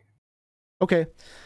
So again, maybe a more appropriate time to go and pick up a goat, and you go and you do so, and you bring it down here to the Sighing Valley.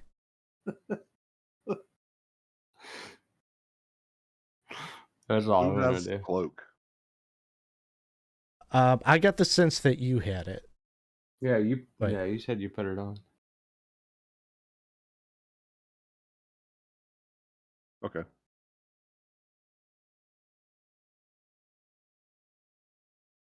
And Good idea before we go in for those who need speak with animals to put it up. Well, we have to find it first. well, it only lasts for 10 minutes, so. But if but before we go in there and we find this cave or nest or whatever or whatnot, I'll make sure that both of us, right there, Emma, both of us will go ahead and make sure we cast it beforehand so we're ready to rip in the rock and a roll. Right? You catch me? I got you. I'm with you. I'm picking up what you're putting down. All right. Maybe don't speak to the goat though for his last words before he is eaten by a manticore. Wait a second. Why are we bringing this goat? It's because it's my buddy. It's kind of like eating a little piece of your fabric of your cloak Now or whatever. He's my friend Oh now. no. He's my friend now. You do not think he will be your buddy for long if he sees a manticore? Well, he's been feeding They've been feeding goats to manticores, so yeah, he might be a little scared. The goat is completely in the dark. This will not go well. I'm not gonna let anything happen to this goat. Don't worry. It's my buddy now. I thought they were feeding the goats to the manticore. Not this one. Well, there, Rarith.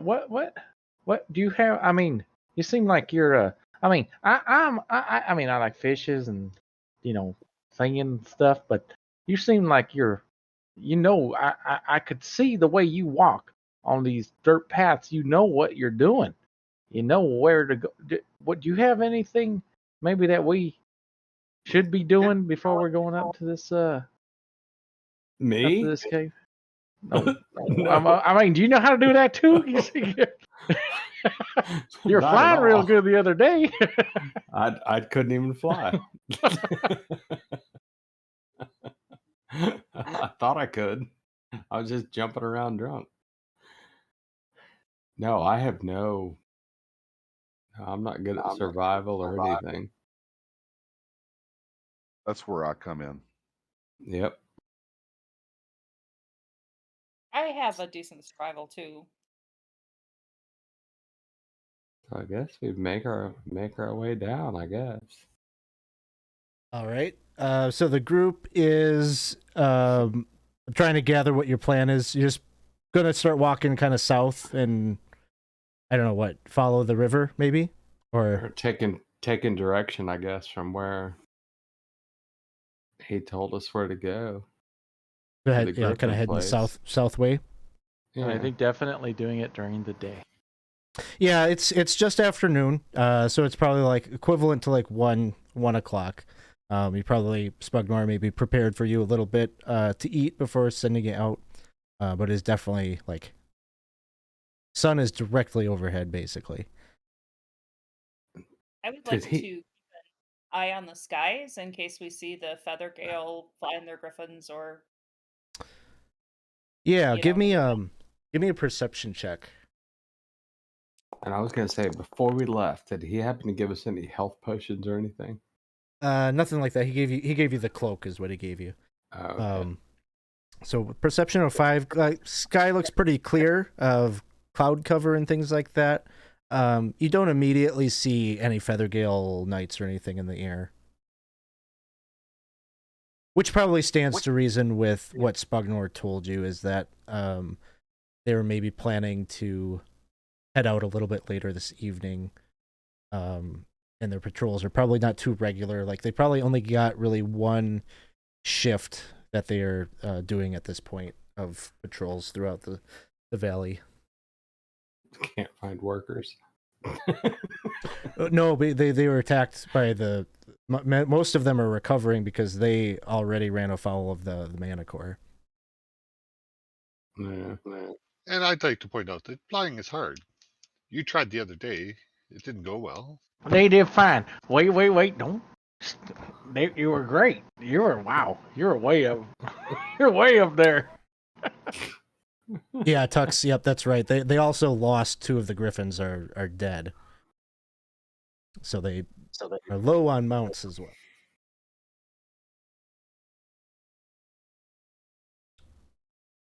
I guess before we left, could I, like you said, there were 2 like hurt people. So I suspect that what you want to do is go and cast Cure Wounds, but that's not going to help them with their broken. No, I was going to give them things like like that. I was going to do like I'm proficient with a what is it? They're all cared for. They're being cared for and such. Okay. Like they're just they need bed rest, and that's really the only thing that's going to allow these types of injuries to, other than like really high level spell casting to. Mend the body. I just wanted to be like to show them that we're good people. Okay, I mean, if you're going to spending any like legitimate time with them performing that kind of an act is going to take time. Gotcha. So, And I do believe that we need to be moving while the getting's good. cool. Yeah. So, general direction you want to head is to start moving south. So, I'm just going to that little thing on the top. Okay, there. This is going to be represent the token Gotcha. for as you're traveling through the valley.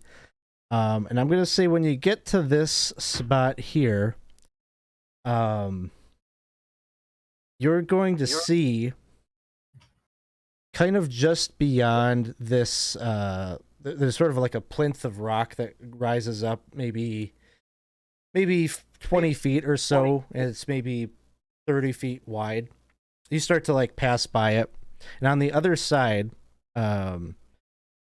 maybe right as you cross it, you'll see kind of over in this direction, probably about 150 feet away from you. It seems that there's like a large number of birds just kind of like soaring up ahead, just in this like one little spot. I'll just go. There's something dead over there. Can I give a nature check on that? Yeah, go ahead.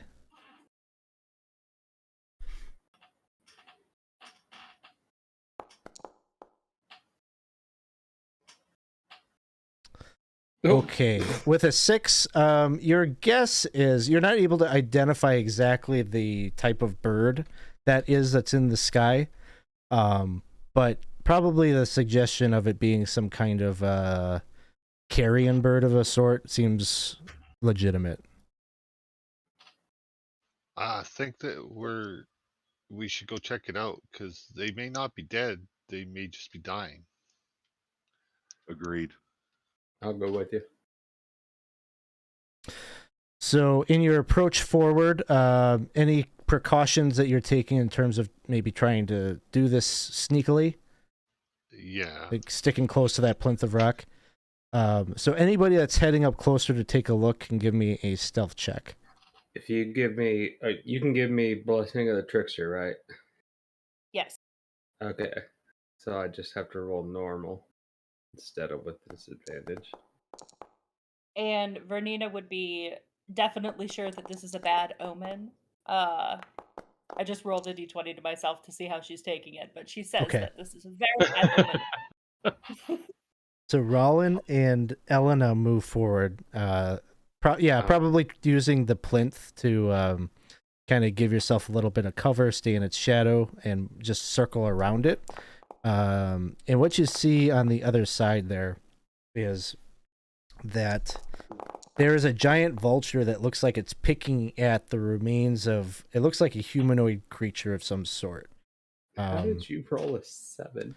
And hold on, I'm describing stuff to you here. So the vulture is picking at this body, and it looks like it's pretty fresh. There's still a lot of meat on the bone. It hasn't decomposed all that much. Whatever the figure is, it's wearing. It looks like it's wearing like a long kind of gown and a traveler's cloak, and has like a leather like side bag with it. That the vulture. The thing is, it's very clearly dead. Like, there's no chance that this person is still alive. This thing is like picking at its like head and eating it. But that's what you see is the giant vulture on the ground doing this, and then there's all sorts of like birds and such in the sky, but there are like 6 larger birds that seem to be like maybe closer to it, a little bit more brazen in their looming over the carcass, waiting for their turn at the remains. I would pick up a rock and throw it at one of the birds. Specifically the vulture or one of the ones in the air? The vulture that's on the body. Okay. Give me a ranged attack.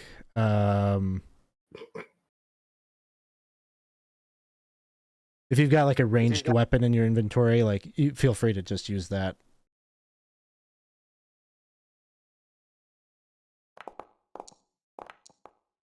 That'll work. All right, an 11. I just have to look. Might be enough for a giant vulture.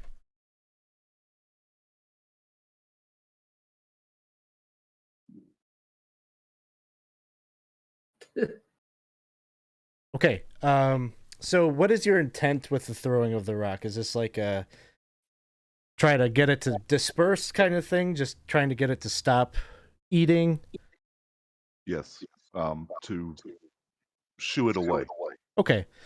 Go ahead and give me an intimidation check along with the hit. And this will determine whether it flies away and leaves you alone, or if we roll initiative here. Okay. So we're going to roll initiative. The dice. It's the dice. So give me just 1 second here to set this up. Son of a biscuit. Did we all have to roll? Because we were all kind of right there. Yeah, you're all going to want to roll so you have option to do something. Bernie's right there with you. She wants to give last rites to the dead travelers, so... How do I... Give me a second here.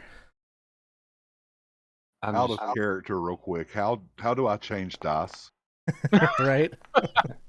There's a way. There's a way to do that. Yeah, you could go into your settings and there's a dice color changer. You rolled a 7 on stealth, 11 for your longbow, and then a 4 on intimidation. Had one good roll all night.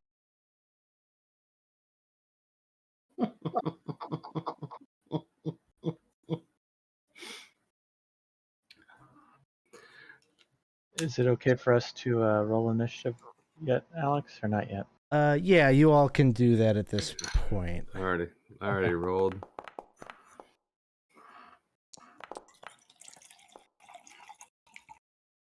Oh my god. Combat? At level Oh, 1?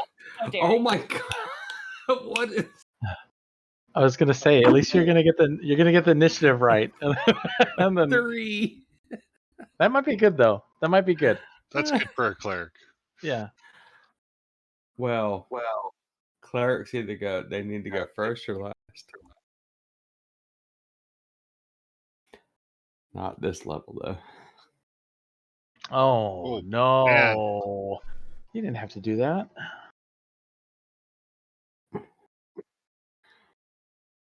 Too many.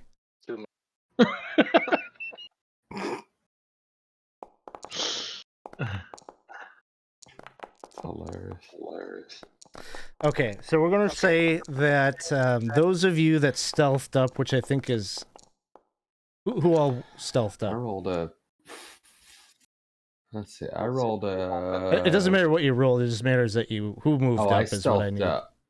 Emma, Elena, did anybody else go up? I did. I still, yeah. Okay. So I think like all of you did then. So we're gonna say you guys are like 60 feet away from where this is. So first up, you can see as you throw the rock, the thing like just lets out this hulking screech throughout the valley and raises up its wings, and it's a giant vulture, so it is enormous. You know, Oh, it's a jeez. medium-sized creature, and its wings expand out, and you can see it's still on the ground at this moment, but it's getting ready to like take flight. Emma, you are up first. Okay, I'm gonna. You said it's in 60 feet. 60 feet. Okay. I'm gonna cast Sacred Flame, so a dex save of dex save 12. All right, Probably gonna- 18. So Yeah, I'd say it's the probably gonna little beat it. flame sparks right underneath it, and it gets just a little bit of flight and evades that. And I don't think I have any bonus action. Yeah, I'm done. All right. The Bloodhawks are just overhead, just kind of swarming. They're not really coming down any closer than they currently are. Elena, it's your turn. I am going to cast Armor of Agathis. Sounds good.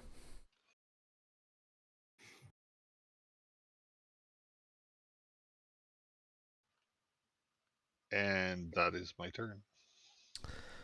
All right, next up is Vernina. So they're not like attacking right now?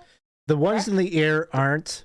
You could tell, no check really needed to look at the vulture and see that it is getting into a very aggressive looking stance. Okay. I'm gonna try to use thaumaturgy and try and scare this one off to see if I can get him to go away. Okay. I'm gonna say give me a. I'm gonna have the voice booming one. That's the effect I choose, but Roll me a d20 and add your proficiency bonus to that. Essentially, it's like it's an intimidation check that you're proficient at because of you're invoking some magic. So +2. so yeah, so +2. Oh, it didn't roll over there. Okay, that's fine. Okay. +2. Alrighty. Okay, you could hear like the intimidating voice like happens, and you don't get the sense the thing is like getting ready to fly off. If anything, its feathers are ruffling up even further, and it just looks more and more pissed off. Cool. All right. Well, that was my action. Next up is Rollin. Well, this was I'm sorry to say, but this here was a beautiful act. It was the best thing that any dead creature could do is give back to nature. And I think we might be being punished by the old god for maybe dealing with this in the wrong way. I hate to say it, but either way, I'm still alive, and I don't want to go down that way. Of that, you there, beastie, you getting any closer? And I'm just sitting there coming. I'm gonna have to put you down too, and you're gonna be put part of that energy there. So don't. Okay, well, I don't know if you heard me or not. Well, either way, don't get closer, because I'm gonna have to put you down, and I'll just ready a primal savagery. Actually, we are we close to the river or not? Not really. I know we're right there, but You're probably about 50 feet away from the river. okay. I'm not gonna do anything with that. I'll just ready a primal savagery if it gets any close. Okay. So, Bloodhawks again are just circling around, waiting for their turn. Giant vulture takes flight and just like soars over in your direction. It looks like Verninia, you were the last thing that kind of spooked it. So it's going for you. But Rollin, you've got this ready to action. Does it prompt it then? Yes, if that's okay. Well, I hate to do this there, bird friend, but we're not on the menu. You already have your food over there. Oh, 20 to hit. That'll hit. Okay, and here is some damage as I go, and my teeth, my kind of underbite teeth just grows a bit larger, and kind of fangs start coming from over the top too as I go and kind of chomp back at it as it gets closer. This is how they understand. You see, you gotta bite them back so that they understand what you're doing there. Okay, here's the damage. So goofy. I love it. And it's 8 acid damage. All right.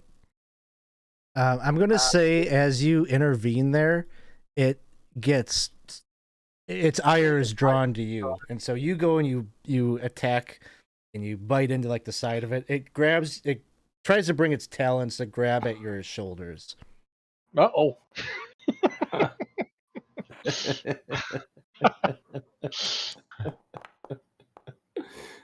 That just makes it. All right. Slashing damage. 8 points. Uh-huh. Are you still with us? I'm still here. So not looking too good. Scratch and then like bears down to like peck right at your face. Oh no. That can't be good. I move. Hey. And so it's like right above you. It's like in flight, but it's basically like if anybody wants to hit it with melee, they can. It's just like kind of grabbed you by your shoulders. We'll say it's like kind of got you by your clothes or like whatever bit of armor you have there. I have a little kerchief, a little yellow kerchief that I have. Okay, it's got you by the kerchief. It doesn't officially have you grappled, but if you like move away from it or anything, it's gonna like rip your oh god, your little picnic basket napkin that you got around. I fought really hard for not doing that voice. So he's not in the air now, right? He's in the air, but oh, he's basically using Rollin as leverage to like keep himself kind of in the air, but he's currently actively attacking Rollin. How high in the air? Like I say, if someone wants to hit him with melee, you can get him. He's like 5 feet in the air, basically. I'm just worried about fall damage if I hit him. Rarith, it is your turn.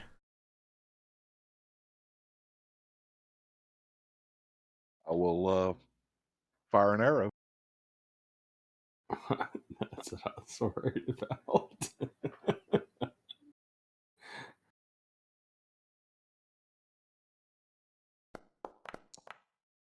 That will hit.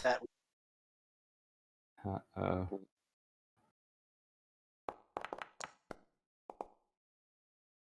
All right. Arrow sticking out of the side of the beast. But it is still pretty lively. Okay. All right. That'll be my turn. We'll go back to the top of the order, and it is Emma's turn. I will try to Sacred Flame again. So, Dex 12.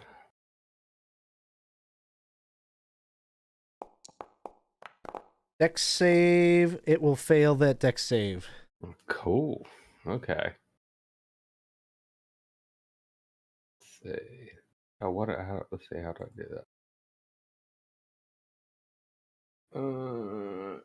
Damage. Normal. Little burst of 4. flame right on top of you, Roland. You can feel that heat or the radiance of the holy flame. Creature is momentarily kind of flustered, not understanding where that magical effect is coming from. But again, just like you can just see its blood is boiling as it's raining down talons on Roland. And that's my turn.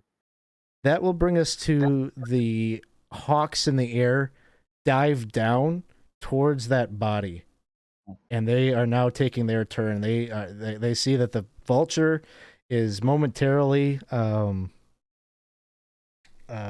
being distracted by you all. They're gonna go and get a bite to eat, so they've dived down. They're just voraciously like pecking at this corpse.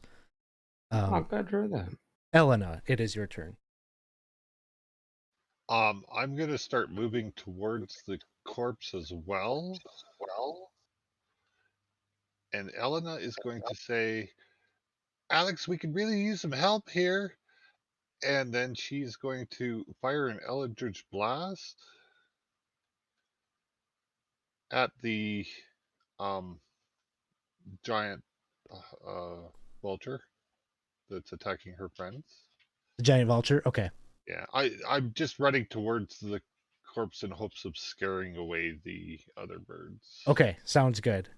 So you like you're like 30 feet away from the body then at this point. Then Eldritch Blast. And I'm going to use advantage on this attack from the Traveler. Okay, sounds good. Earlier. Oh, yeah. I forgot about that. All right, you'll hit. Ooh. Okay. Blast kind of just like hits, like grazes the side. You see a couple of the feathers get kind of sheared off of its body. It's not a direct hit, but it looks like it's pained a bit. And I think Elena would say at this point, Alex, I asked you to help. That's not helping. Your patron is just like, it's a CR1 creature. There's 5 of you. You'll do fine.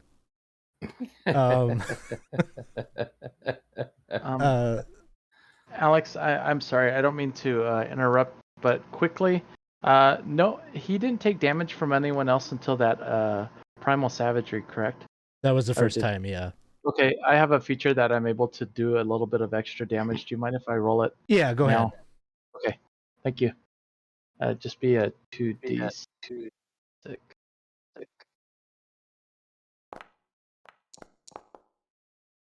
So you take 8 extra points.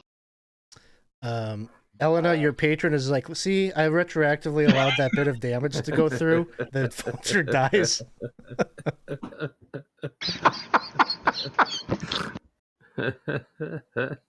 And now you're looking back, and you can see all of those hawks are just like probably worse. Like if you're concerned at all about like the body or what they're doing to it, like they're doing way more damage than the vulture was, just because they're very fast, just shredding it. So that'll bring us to Vernina. Okay. Well, I guess let's take care of the big one first. So the implication there was the big one died. Once we put the retroactive damage on the vulture, it goes down once the Eldritch Blast hits it. And so all we have now are the 6 hawks that are sitting there pecking at the corpse on the ground. That haven't attacked us at all. Yeah, I think Bernina cares about that though. Like she's a, like bury your dead less rights kind of person. So she's gonna shoot across to him. Oh, nice. I'll shoot it into, I guess, like the closest one to me. So I'm hoping to kind of. That hits. That crossbow bolt just hits. It's a pretty small bird, and it dies. Okay. For my bonus action, I'll do healing words on Roland.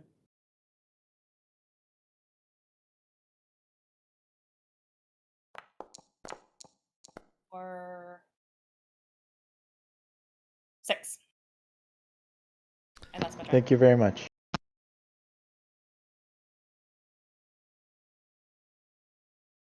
What's going on? Yeah, I was about to go over there and to cure wounds on him, but I had to run there.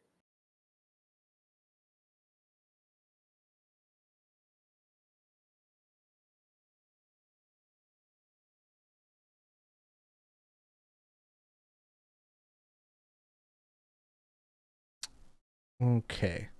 Next up is Rollin. Well, sure. Thank you so much. I feel so much better. Ouch. This is I will take the punishment. Listen here, there. I will take the punishment for what we've done. Ouchie, it hurts. But no more, please. No more. You have 2 sacrifices there, nature. We got this dead here creature here and that other one there. There's no more need for bloodshed. Please, just take what you need and we'll be on our way. I'm not really gonna shoot the other birds. But obviously, if they start coming this way and attacking, I'll just have a primal savagery ready just in case. Sounds good.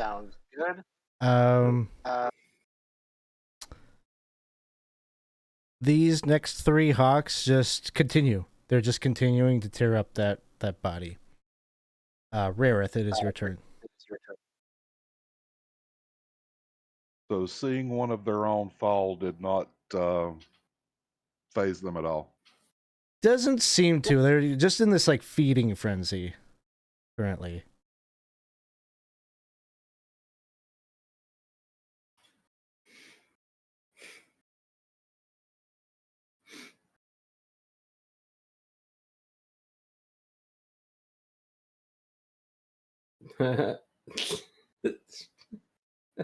Choices. He's going to fire an arrow.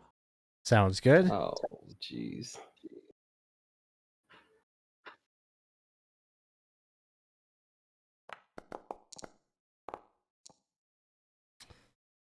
That one won't quite get to the target. Little overshot.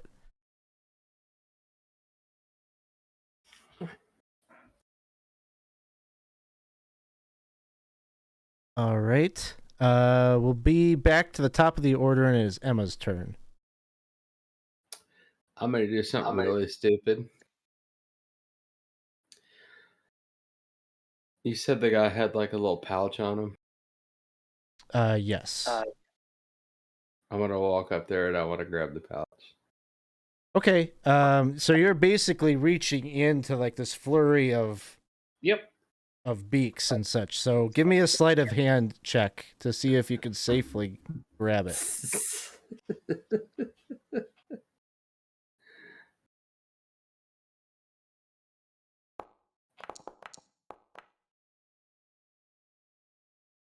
And as I'm walking up, I'm just kind of like, "Hey guys, just looking for this thing." So a couple of them are going to peck at you. They're going to have advantage on this. Does a 14 hit? I got an 18 armor class. And I got my shield out. Nope. so you're unsuccessful at reaching in there and grabbing it. You have to withdraw and like put up your shield to prevent yourself from getting your hand all torn up by these things. Okay, I'll stand right there. At this point, these hawks are. You're standing right there, and there's fresh meat to be had. So they start kind of swarming you and just hacking at you mercilessly. Let's see. I didn't get this other one. Or did I? Sorry, I accidentally deleted this one. I told you I play reckless. They're just little hawks, right? They won't be too bad. I got an 18. No, I only have 13 hit points. So three of these Misses. guys are going to attack you. Missed. I haven't done it yet. That was a 15. That was a miss. This is the attack roll, is the 21. Ew. Okay, that one hit. That one's 4 points of damage. 4 damage. Second one will miss. The third one will miss. Elena Shaw is up.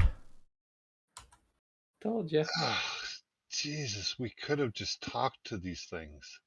That's what I was gonna do first. But I want that All right, satchel. I am also going to run up and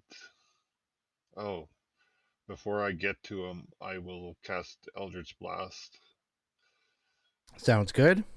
so that I don't get disadvantage on the attack.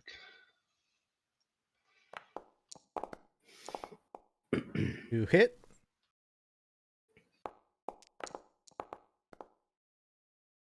One point of damage. Alex, your heart's just not in this, is it? Not really. And I'm just going to run up there and wave my arms. Sounds good. Your patron just says, Warlock is just... Elena is a warlock? I don't know. We'll have to see how this plays out, but I'm not buying it. This is going to be a gimmick for the whole thing. We'll be doing this back and forth for a year. All right. Till you kill Elena.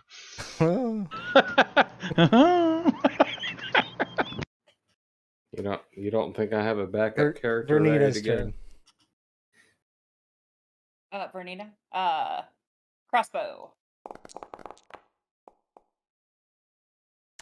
Let's see. An 11 just misses. Alrighty, that's all I got. Rollin. Oh boy. Listen here. I'm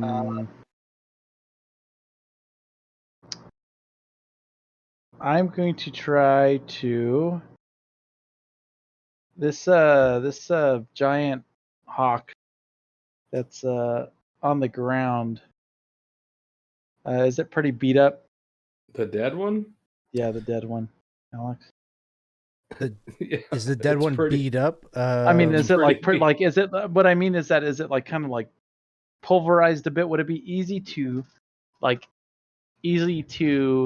rip off a piece of meat from it? Is what I'm asking.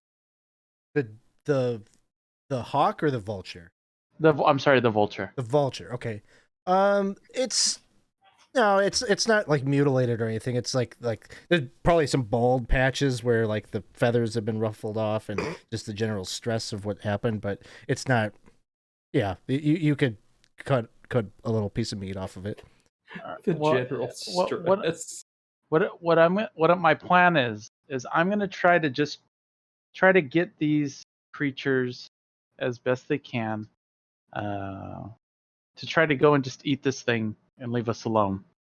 Okay. So I'll give you a couple of options. I would say either a nature check or maybe a deception check. Either one. I knew exactly what well, we all know that druids are not good with nature. Or survival, if that's helpful. I One of those probably three. will do survival if that's okay. Mm-hmm. Okay, sounds good. I will try a survival check. I knew exactly what you're doing when you said take a piece of meat. I should have used that advantage. Darn it. Oh well. Yeah, with an 8, You know, maybe birds don't eat other birds. I don't know. There's something weird going on. I should have remembered. That's right. That's right. I don't think they like the birds. Well, They're so I guess, scared of it that, you know, even in death, you know, they were just waiting for it to go away. Well, I guess that was my action. I'll move up slightly closer, but that's pretty much what I. All right, sounds good. We got 3 more Bloodhawks that are pecking away at Emma. Please give me a break. You can't kill me. First one misses. Second one hits. Oh, that hits. Damn it. 3 points. And Okay. the third one. I'm down to 6. 6 points of damage. Oh no. Are you down? I'm down. Good thing there are 2 clerics on the party. Rarith, Oh no. it is your That's turn. not good. So basically the situation is you just saw Emma go down, and these Bloodhawks are just like getting ready to do to Emma what they were doing to the body. I would say I'm laying like under my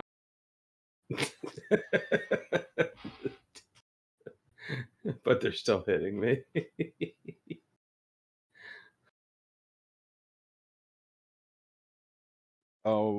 I am going to move up into the fray and pull out my hand axe. As I pass Rollin, I'm going to whisper to him quickly, "Do something, please." And I'm going to strike. All right, sounds There good. you go. I like it.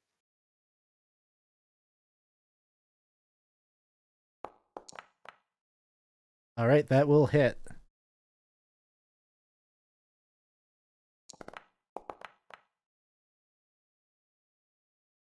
Hack at this one, and it kind of dislodges itself from Emma for a bit, and it looks like it's like kind of taking flight, like trying to get away from you. But it is still up. It's just got like 1 wound on it. It looks like it could still take flight and get away if it wanted to.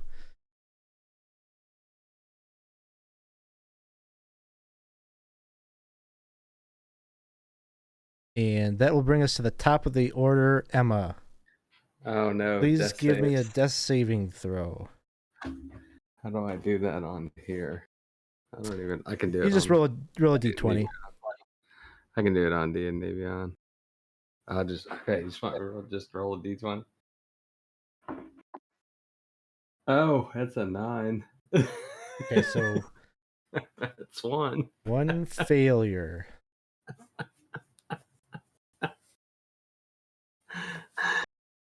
How do I die in the first game? So one of the Bloodhawks, the one that just got hit by Rarith, is going to start. You see it withdraws. It's going to start flying away. Rarith, would you want to take an attack of opportunity as it does? Well, it'll disengage as it does that. Disengages and it flies some 60 feet away. I was going to let it go anyhow. These other 2 are going to try to attack Emma. Luckily, you're like armored up and everything, right? Yeah, I'm still got, like I'm laying underneath my shield.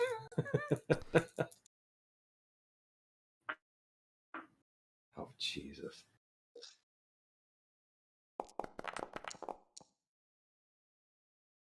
A 19. That hits. Bad luck. Oh wait, you failed the first one? Oh yeah. Okay. That's 2 failures on the death saving throw. Yeah. So Well, it's 1 failure, and then you hit me on that. So and then that's a crit automatically, which causes the 2 fails on that one. Alright, it's fun playing with you guys. Go ahead and in the interim right here, if you want to roll up another character, you can do so. And the other one here is it's going to get in the face of Rarith, who's swinging that axe about. It attacks. Jeez, now I gotta make another character now. It attacks with advantage, so I'll roll another one here.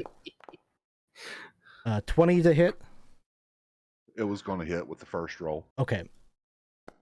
And that is 6 points of damage. I don't think I've ever died a level 1 character before. Elena, it is your turn.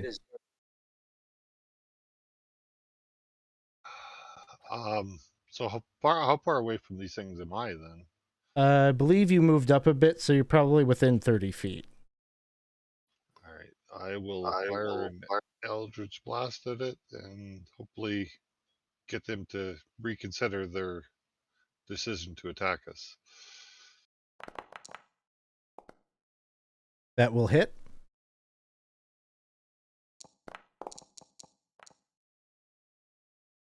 Three damage. 3 damage.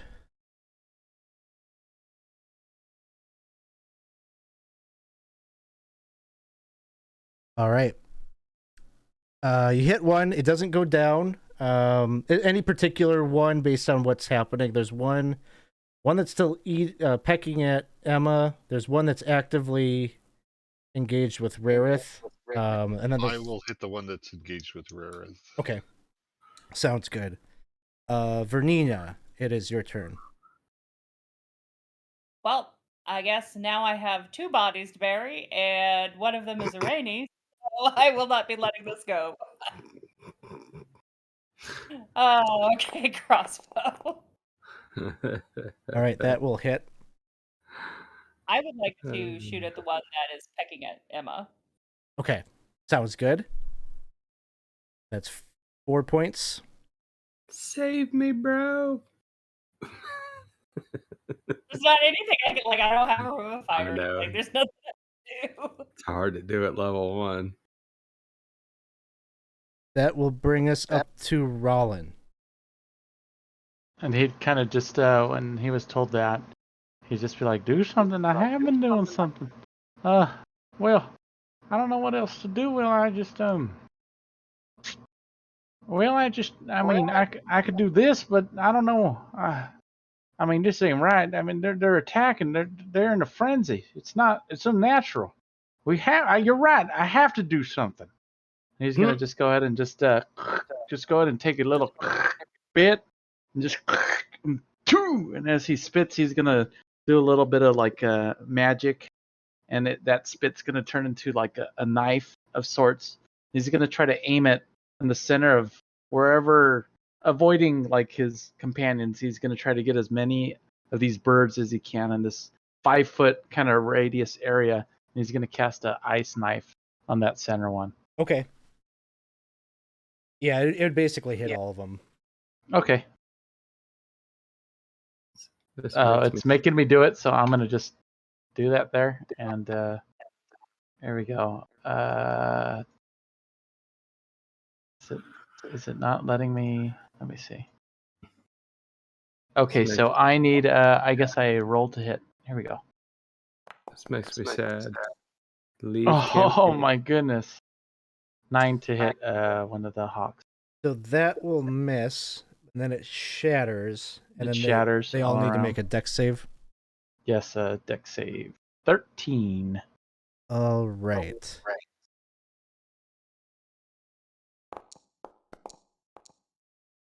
fail.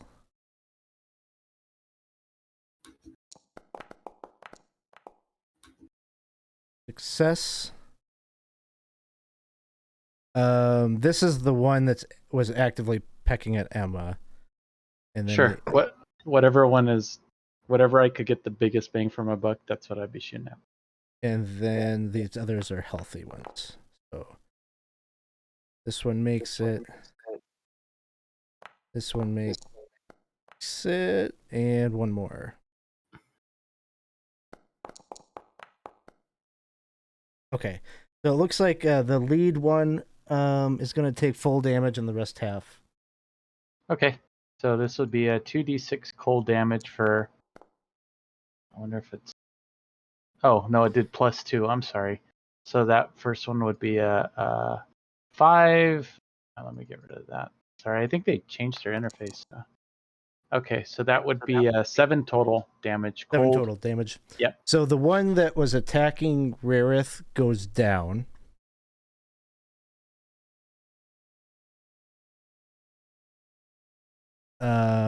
The one that was pecking at Emma goes down. And these other 3 are all looking like half the Bloodhawk that they used to be. All right. Saying look Half bloody. the Bloodhawk. What was that? I made a bad pun. I said, "Are you saying that the Bloodhawks look bloody?" They're bloodied, yes. To use a 4E term. Half the Bloodhawks I used to be. So at this point, with a number of them dropped, in that ice knife, that arcane magic spooks them enough that these last 3 disperse. Like, they start flying up. They disengage and start flying away.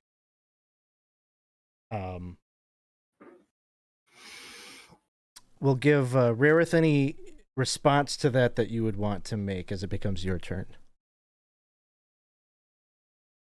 Roland is, or excuse me, Emma is still alive. No, technically? I'm dead.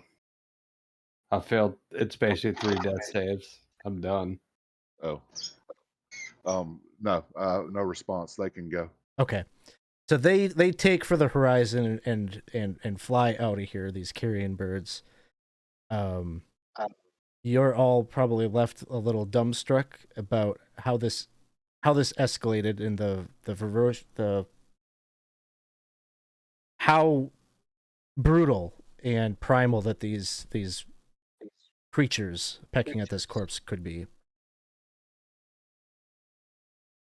What do you all do at this point? Where are we out of initiative? You're then? now, Wow. yeah.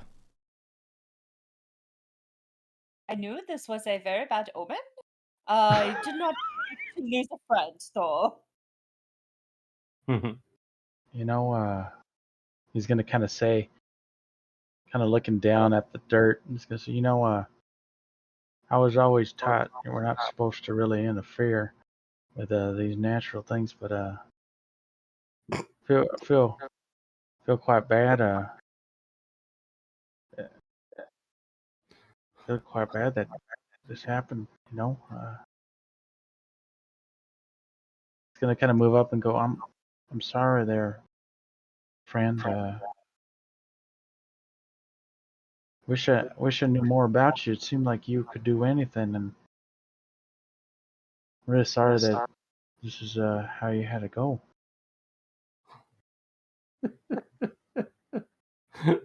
Eaten by birds. Does anyone have a shovel? He did say that he really liked She. animals. She. Perhaps we just leave the bodies here, and I'm sure the hawks will come back.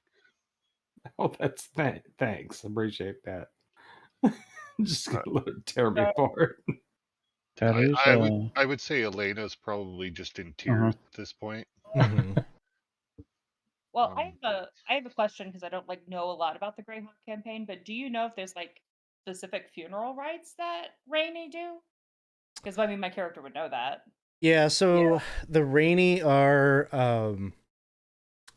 they mostly live kind of along bodies of water, kind of specifically rivers.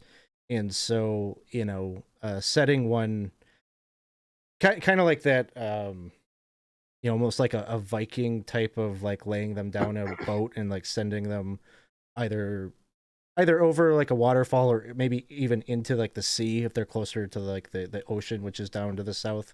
Those would be kind of the traditional ways, if we put like religion aside. Yeah, that's probably what Vernina would want to do, is to do some kind of like water kind of funeral pile thing and like send I them I off. get that that was, but he loved, or she loved nature, and like Roland said, this is just the cycle of life.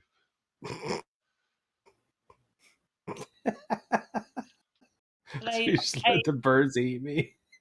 I did not know her well enough to know what her wishes are. But I feel like it is I mean, she died trying to save one body from being eaten. I don't think she should be eaten. I Bring the agree with goats that. over. Bring the goats over to eat me.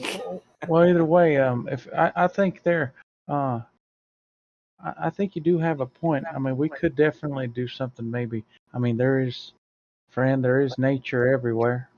Maybe I can make maybe a nice little, maybe pretty. I'm gonna go ahead and just kind of touch the water, maybe, and make it like a nice, kind of pretty, kind of icicle crown over, Aw. her head, and be like, maybe something nice, and So maybe I we could send her off right. I do have maybe one person she would have liked. She always wanted to fly and she never But there's a there's a cliff right over there. got. Maybe we could, spread her ashes into the wind. So you're gonna burn me and just spread my ashes. Thanks. It's good you didn't get Appreciate too that. attached. It's good you didn't get too attached. Yeah. Appreciate that one. The This goat. is the worst funeral ever. I would like to point out that if we let the birds eat him or her, that she would fly. Oh, yeah, That's that is true. And wow. then I'd She was get also pooped. worried about falling. Then I'd get pooped out. Sure would, friend. Wait, who? Are you talking? The arms If of they an ate angel. me, then I'd get pooped out. All right. So what?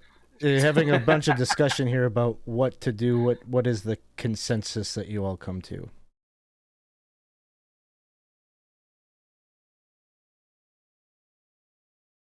I'm in If agreement with the water uh, burial.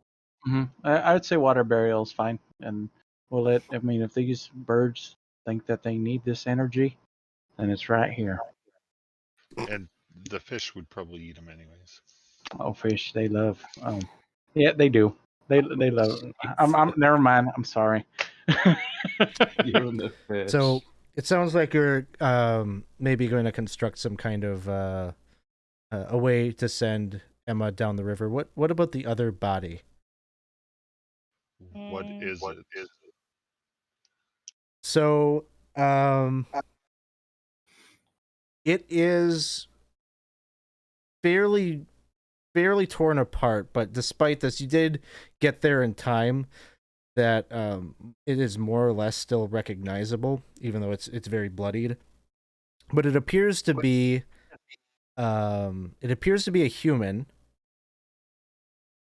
And give me an investigation check if you want to kind of look over it for clues as to who this person was or things of that nature. While they're looking over it, Vernina would do like a last rites for both of the bodies. Okay. Just kind of like a prayer over them to Aw. send them away to the next space.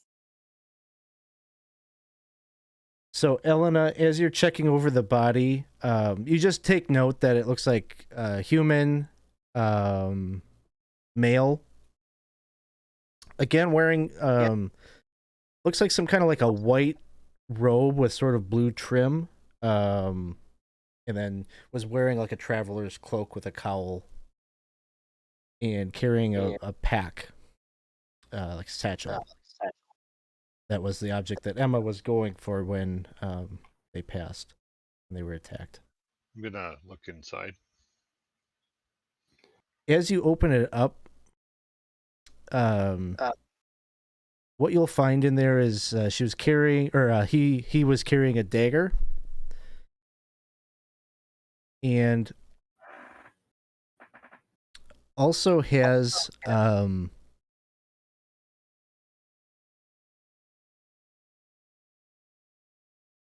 it looks like a pack of scrolls. These would be like mage scrolls. Is there anything on him that would identify who he is?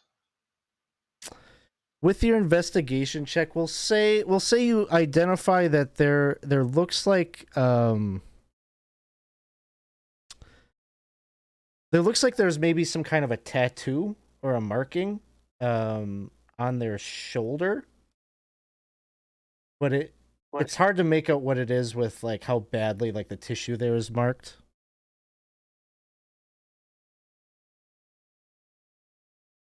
But you can see kind of some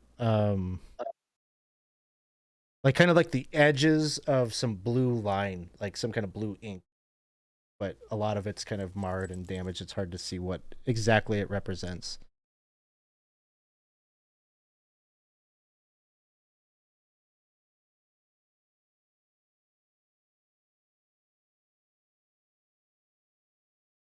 Well, I guess we could bury both of them. Or And then some there's other- a third thing beyond the scrolls that you find. Just a little stone. And it appears to have maybe what that symbol could be. You're not too sure. It could be a different symbol, but there's a symbol on the stone etched into it. It just looks like kind of like a very smooth, almost like the type of stone that maybe you'd skip down by the ocean or something like that. It's really smooth. It's got a symbol that looks like this.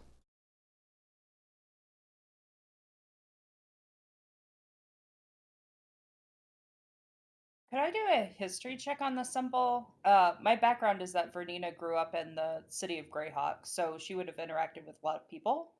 Sure. So seen it. It could be a history check, yeah.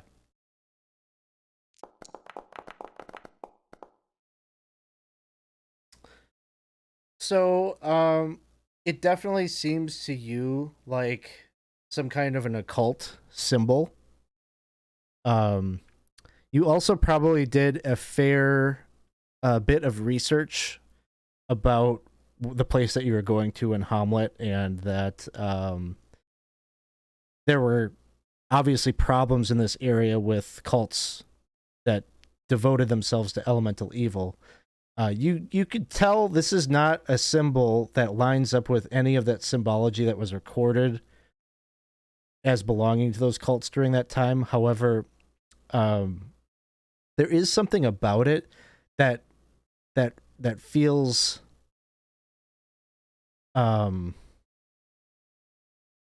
eerily similar. I'm gonna say to those events and those symbols that were being picked up kind of in the Hamlet area during that time. You don't have a name for it necessarily, but you feel like you have heard of cults that kind of worship sort of this like nameless one, and that this symbol is like not exactly the symbol associated with that nameless one, but like a part of like a bigger organization, a bigger network of followers of that, whatever that thing is. But you don't have like, it just feels familiar from research you did about the temple. Can I give a Okay. religion check? Sure, you could do a religion check. I'll relay what I know to my party.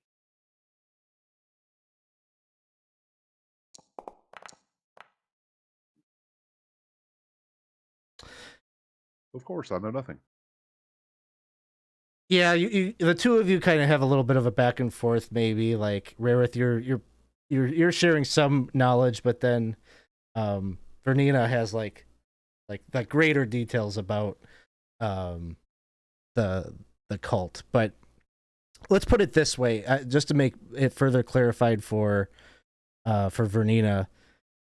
The cults that came to the area during the time of the Temple of Elemental Evil, they were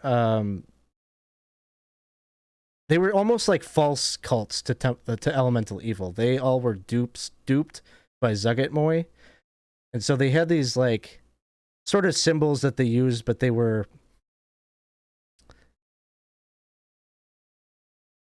false things that Zugetmoy and her thralls made up. Like they invented this organization, whereas this feels like it's associated with a much older cult that predates that web that came to Hommlet 10 years ago.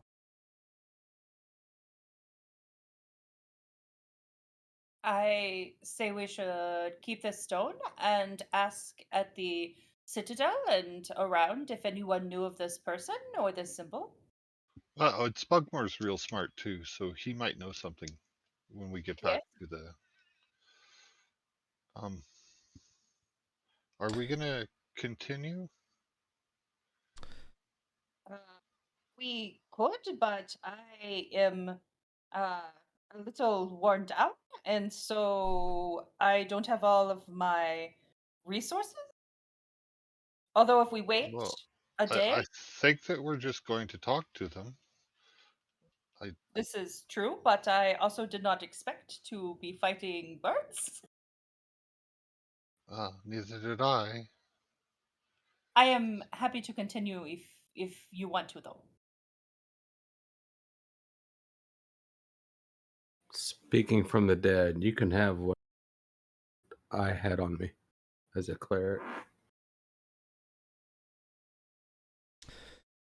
I was All more right. just like, my spell slots are down a little bit, but I'm happy to continue.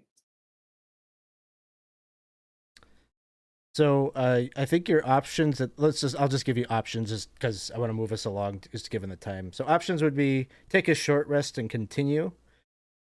Other option would be to go back to Feathergale, and I think if you go back to Feathergale to go in long rest, that'll effectively be like the end of the session. Like you didn't quite do it, and the patrol will go out during the night and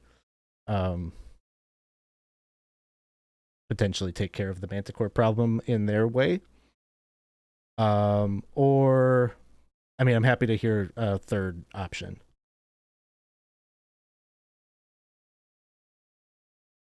The third option is I'm making a character right now. But either way.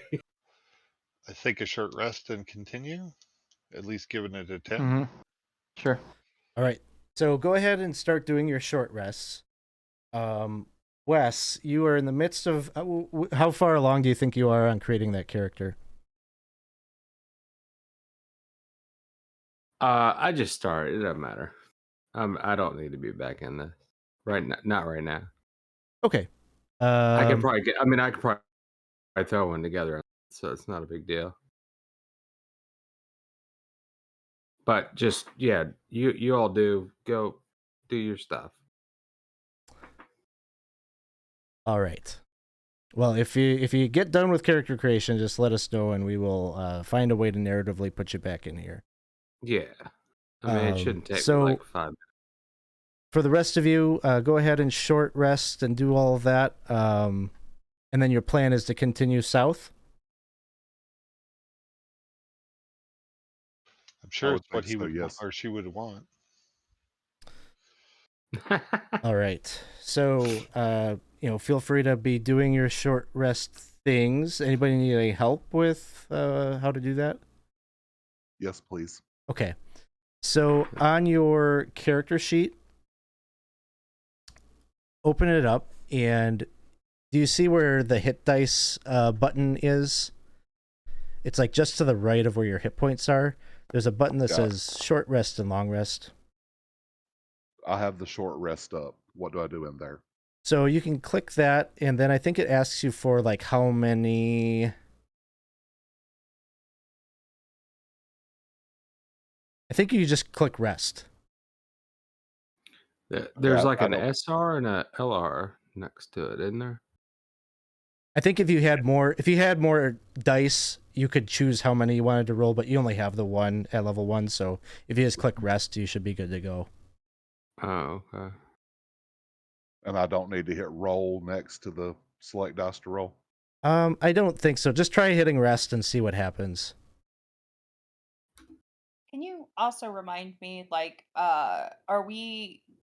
do we keep track of like arrows and crossbow to use? Do they refresh at any point? Do we have to buy them? So general rule is just you can collect back half of what you expend. Alrighty. So like half of your arrows break, and then half of them you can recover after battle. So I don't get too in the weeds on that, but you know I figure you guys could track it, and then as you need to buy more. So Okay. Rarith, or sorry, Jeffrey, it looks like it didn't quite work, so I guess you do have to hit that roll button.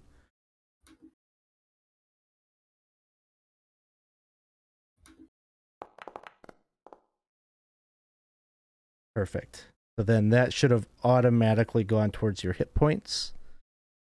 It indeed. How far down And- were you? Did it bring you up? I'm down 1 still. Okay. You had 13, you said? Or was that 12? Okay, that's not too bad. I have 0. You sure do. Sorry. Gotta go play with the birdies. Let's all do what the birdies do. If it's any consequence, the reason I asked if you were dead, I was going to drop the invisibility cloak on your body until we could get rid of the birds. Oh, all I needed was for Sarah to give me like 1 hit point, and then I could have healed myself for 2d4. Yeah, like, and that was my plan, but you died Yep. before I got my turn. Yep. You went and grabbed it. Like, Yeah. Let's all sing like the birdies sing. Tweet, That was tweet, tweet, not. tweet, tweet. That was not good. So so you guys are continuing to travel south. So you're following the river, and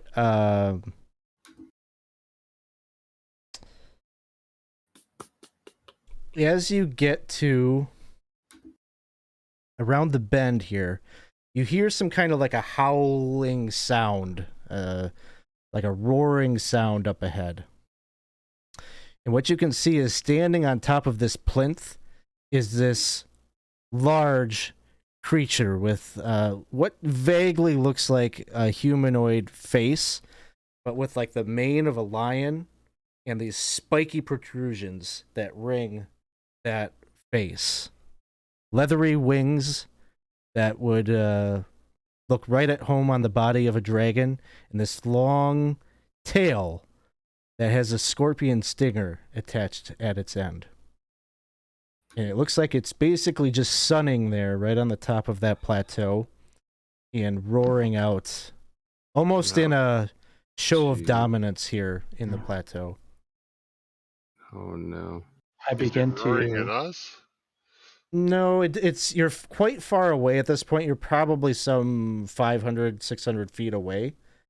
You're easily able to get under some cover as it announces itself. But,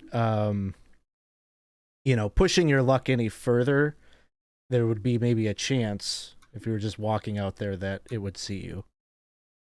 I would begin as soon as we could to ritually cast Speak with Animals, trying to put that little bit of flavor in to talk to this manicore. At one point, maybe before you do that, Rarith, you had wanted to identify the male versus the female. Go ahead and give me a nature check.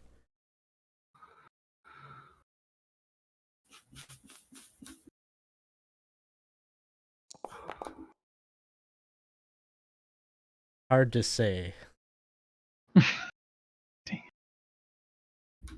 Roland, you are casting that speak with animals spell. Yes. So, that's a ritual cast spell?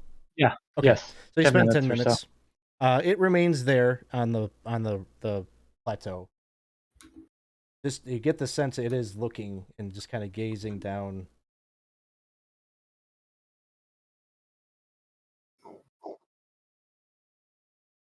And So, Rarith, if you want, I could make you invisible when you go up there to talk to it.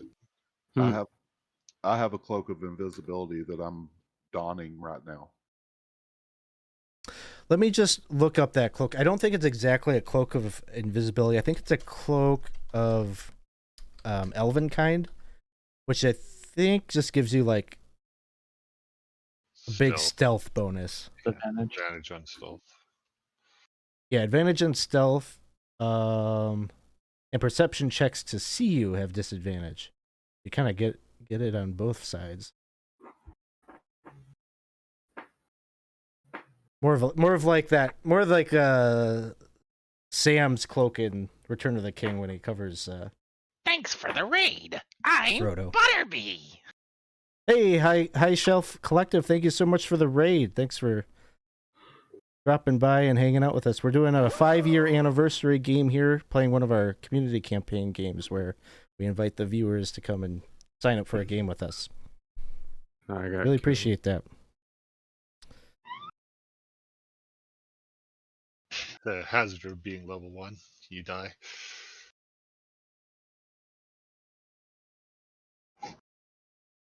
Rollin has just cast Speak with Animals. Oh, I think that's what I meant, is Roland, if he wanted invisibility. Well, I won't say no if you think that it might help. I'll try to be. I mean, I'm okay. I'll try to. If I do it after you cast the spell and you don't cast another one or attack anything, you can stay invisible. I'm not planning on doing anything. I think we got to try our best to talk. I mean, we're definitely not in the mood to battle these creatures, right? No. So, heck yeah, we are. Said that. So before you go up there, if you are the one that's going to be talking with them, I can cast guidance on you just in case you need to do like a persuasion or something. Hey, that sounds really I'm good. coming. I'm coming. Hold on. I'm almost done. I'm sorry. What is the plan? It sounds like I will be going up there with invisibility cast on me, as well as guidance on me to try to talk to this creature. Okay. Sounds good. So you start to make your way up. So the rest of you hanging back quite a bit, or like I say, it's probably right now you're like 500, 600 feet away. Get closer than that, but I'm not going to go right up. I'd probably stop at about the 60 feet range. Okay. Oh, Going that close would require a stealth check. Before you do that stealth check, I would think that if Roland is the one going up to talk, just in case this is Ursula, I'm going to give him the cloak. her. Oh. I think Roland is he, him. Yeah. No, Ursa. Oh, I thought you said you're going to give her a cloak. Sure. Hey, Wes. I'm giving Roland the Wes, cloak. would you mind just hanging back kind I'm of sorry. more in the background until you got a character in here? Yeah, I'm sorry. I'm coming right back. So Rarith, you're giving Roland the cloak. Sounds good. And Vernina, are you still yeah, like your character would know that that's like dangerously close to get up that far without. Yeah. Do you want to push that? No, not really. I still want to get like maybe a little bit closer, but because we're what, 500? You said? Yeah, I'll say that you feel like 500 feet, probably no problem. But given that this thing looks like it's actively looking around the valley, any further, and you'd have to be a little bit more. There'd be a little skill involved in evading its gaze. All right, I'll stand back. I'll hang back. Okay. So Rowlin, probably a little bit of trepidation as you're moving forward, but you've got all of the tools possible going into this. I don't know what to say about that. So let's hear it. All right. Well, I guess I'm invisible, kind of moving up, kind of looking at this creature. I know we're not really sure if this is the correct one, but I did cast speak with animals ritually. I remember you said that I might need to roll for it to see if I'm able to. Yeah, I'll have you do it at the point when you start talking. I'm gonna say, "Hello, sir." All right. And as best I can. And Go ahead and give me that Arcana check. all right, here we go. Have you And used you know what? your advantage? I'm going to use my advantage. Yeah, I'm going to use my advantage. Thank you, donkey. Weird. I'm lucky that I'm so happy that we saved that donkey. I don't know if it's that donkey, but if it is, gee whiz. So, I mean, in the coming days, when you go back, if you make it back to Hamlet, you'll find out that it is the subject of some amount of speculation amongst the locals. All right. Some believe it is a reincarnated version of that donkey. Some believe it is merely a symbol from the traveler that has been placed there, and all sorts of theories about it. Whether it's the original one, even the original donkey. All right. Yes, I will definitely use my advantage.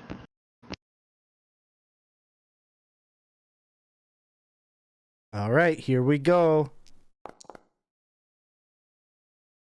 Okay, so you manage to, like, there's something that is coming out of your mouth, like, you know what you're saying, and something coming out of your mouth that more or less sounds like strange language to your ears, but you know that you're communicating something. Can you put up the speak with animals spell for me? Sure. One moment. Let me get that up for you. Speak with animals. Is there a way that I could just maybe I could drag it into chat? Is that will that do something, or do I have to just cast it? You can cast it without expending the. Yep. There you are. Okay. I just wanted to see if this was a one-way conversation. I couldn't remember. So you say you greet it, and it kind of bellows, "Who dares speak to me in my mother tongue?"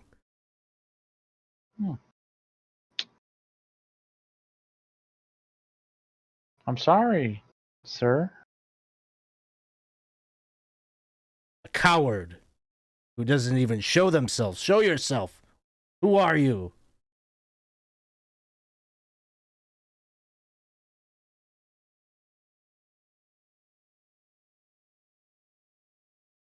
I'm gonna leave. You're leaving, and he's just like roaring and just like we're going insect. We're not talking to this guy. And it's just like you no problem. Like you make it back to the others, but you can just see it like stewing on top of this plateau, and it is just like it fires off a couple of its needles just like at the ground, like in the off chance it might hit something. I would say in this limited amount of time that you interact with it, you get the sense that it isn't like it's intelligent enough to have like language and things like that, but it is very brutish and is like very much like a might is right type of creature that like just wants to dominate, like that is sort of its motivation. Like there's not a lot of complexity going on, I guess is what I'm saying with him. I'm just gonna say oogie boogie. Just kidding, it's me. I'm sorry, don't. It's me. I'm I'm here. I don't know how long we got, but that definitely was not Esmeralda. At least I hope it wasn't. Because then we're in some trouble. Then Spugnoir might have been a little twisted in what he considers nice and gentle act. Well, he is a little twisted. But You then, as you guys are talking, like he gets so upset and irritated that he takes flight and is sort of coming over in your direction. You've got but moments to duck and try to take cover under some bit of rock or something and hope that he doesn't see you. So, Rollin, no big deal. Like, he's not going to see you, so that's a freebie. But Elena, Vernina, and Rareth, please give me a group stealth check. So each of you will do a stealth check, and I'm going to take the average of what you guys do and have that be opposed by his passive. And I think you rolled pretty good here at the start here.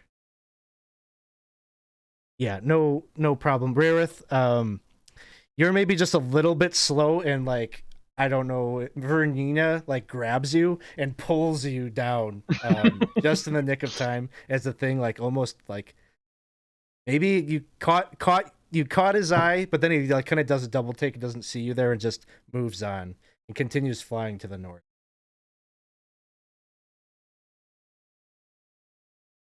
You would see just out of nowhere kind of the cloak kind of appear for a second as he's reaching back out. Here you go.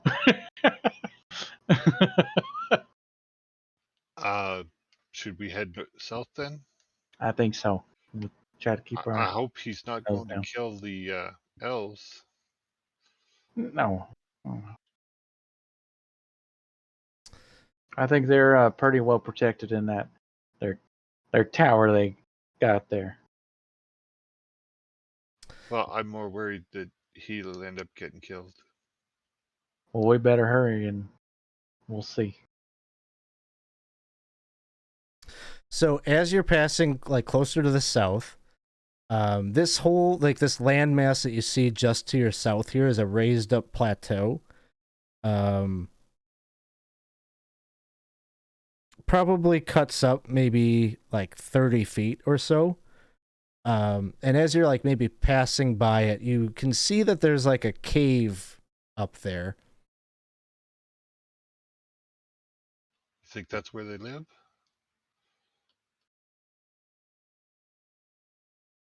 Must be, probably. Well, you're the nature type. I sure am. I mean, I think funny thing about druids. We said we talk more with our heart than our head. Is what I'm saying with nature.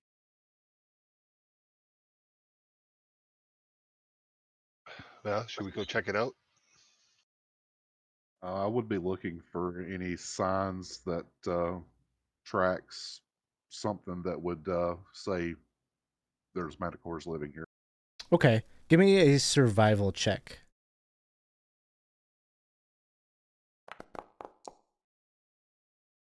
Okay, so with the 13, you're probably finding maybe some evidence of some like animal carcasses, like just bones and such that have been sort of discarded, sort of in the vicinity here. But the other thing that you pick up on are there's tracks, like foot tracks that you find here, kind of leading to the south. It looks like some kind of a bipedal creature, boots. Sorry, not boots. A bipedal creature with more like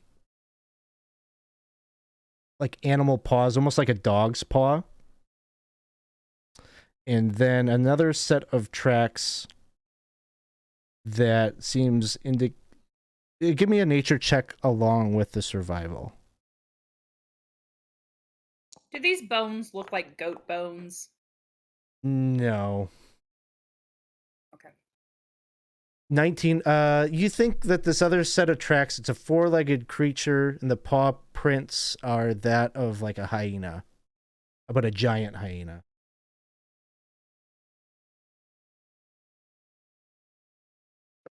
Survival check, not quite high enough to determine numbers, but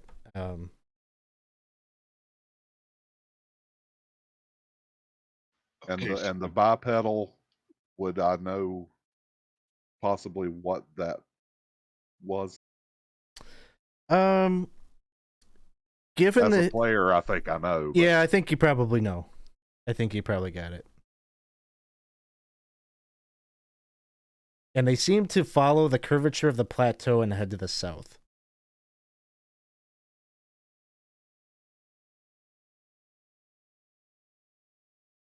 You think we're on the right spot? I think that there have been gnolls in the area with hyenas. wait, what?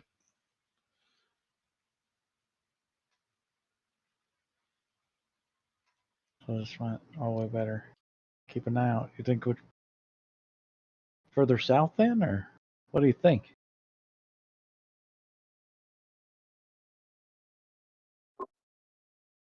I say we go south. I do not particularly want to run into whatever is eating those animals today.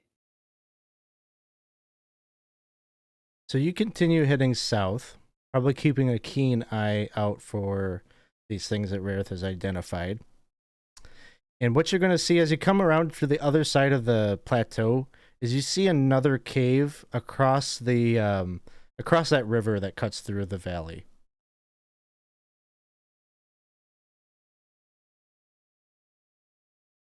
And I will see what I can find here.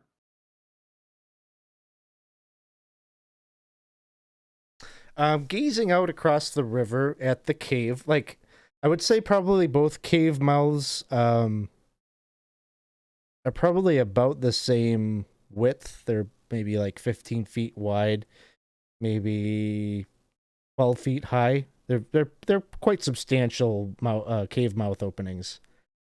You're probably too far away to get any like to investigate like tracks and bones and things like that.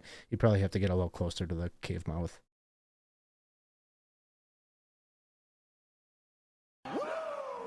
So do we want to go check out these caves? I'd say so. That's what we're here for. Yes. Just don't die, okay? So as you are like making your way down to the bank there, looking across the stream, the river itself is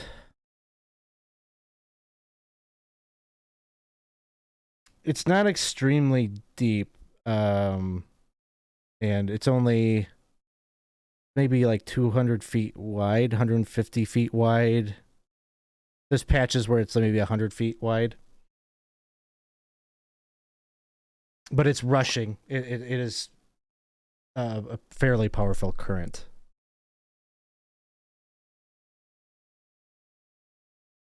Does anyone have a rope? I believe I do. Yes, I do have a rope. Like any good adventurer, I also have a rope. Yeah. Oddly enough, I also have a rope. Why did I ask? Well, there's something, if we get in a bit of a trouble there, maybe I might stay back and maybe try to attempt to help move this water in a more gentle pattern. So pretty much what I'll do if I can, I have shape water. Do you want me to put that up as well, Alex? No, you want to kind of like do it like the Moses parting the Sure. water I was as you're... thinking more of just kind of moving it back, but sure. It gives me 2 instances at a time. So. Okay. I mean, we could be like, yeah, like not many times that we get to see that spell get used as utility, so I think that's pretty cool. So yeah, describe that using that spell to get across without actually Sure. entering into the river.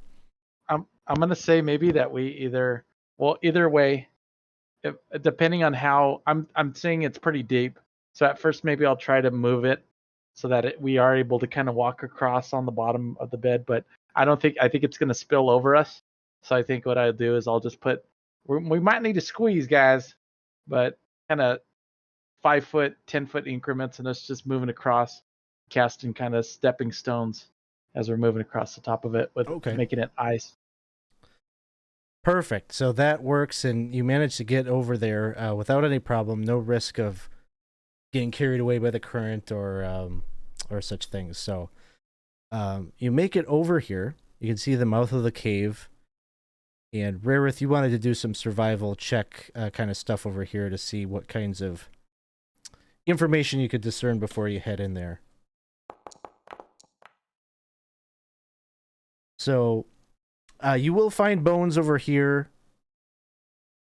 And these are, well, there's probably different types of large animals that are in the mix, but definitely a fair number of goat bones. Whatever happened to you just like to let the goat go?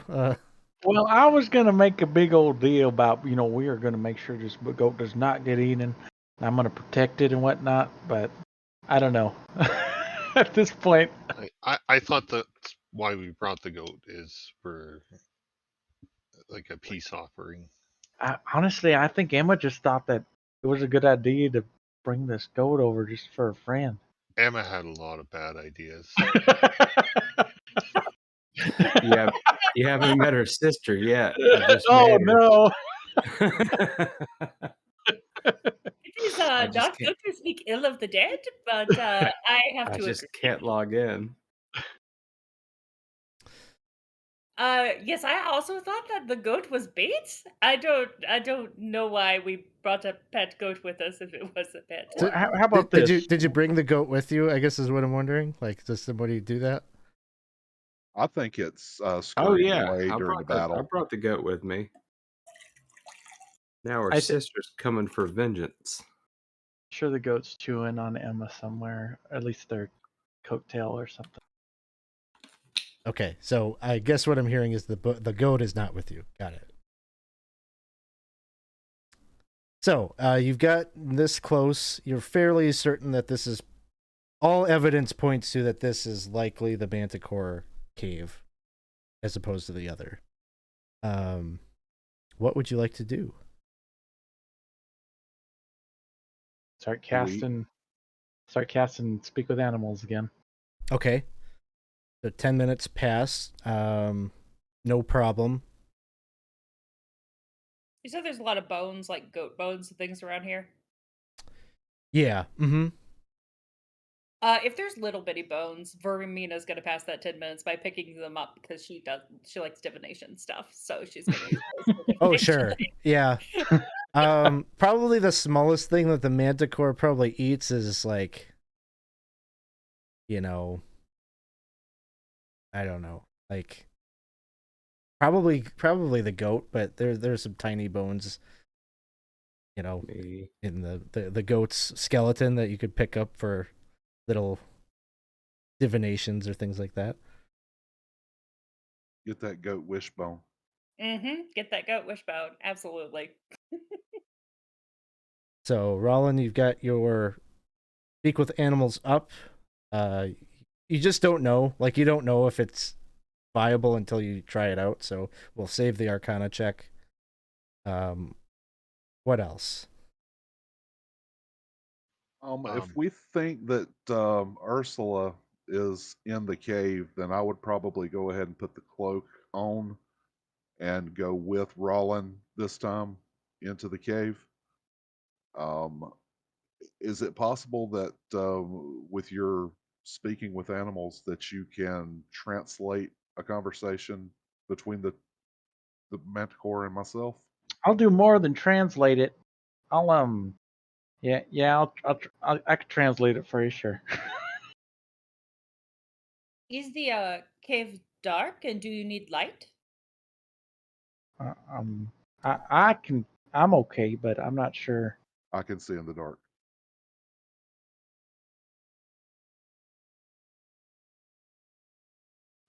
Bernina, do you want to stay out here with me and we can keep an eye out for the other one? That would work, yes. Good luck, guys. Thank you. And like I said, we've had enough death today. No, we're planning on that. Yeah, we're keeping our energy with us. We're not letting this this out into the world and nature. We're keeping it here. And holler if you need any We help. don't want to fight. We want to have a conversation. So Mm-hmm. Do the same thing as right as you Tell your guys. patron that. Tell your patron that we just want to talk. And Alex, if there's anything that you can do to protect these guys, I'd sure appreciate it. Just get ready to run. I'll do the same thing and cast guidance right when you enter the cave so that you have it for a little bit anyway. Cool. Who is that on? Rollin. Okay. Sounds good. So Rarith and Rollin, both creatures with dark vision, and I'm gonna say that there's no stealth check needed because as you start to enter into the cave, it kind of curves, like the opening mouth of the cavern curves a bit to the right, and it starts to widen and opens up into this chamber, cavernous chamber where there's a pool of water set in the center. And water kind of dripping from stalactites up above. And nestled right on the edge of this pool is another manticore who is currently dozing, it looks like. After maybe enjoying a part of a partial meal, because nearby there is a body of what looks like a half orc wearing a robe fairly similar to that one that you saw on that earlier person.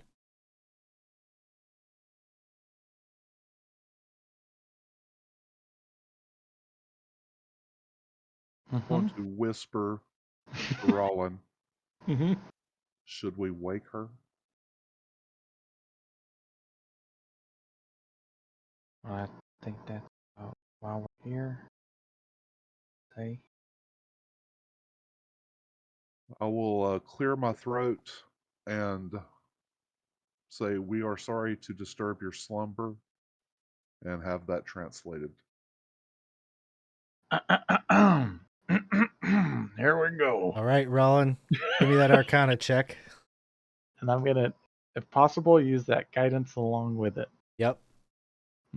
All right, here goes that Arcana check. Oh, yay.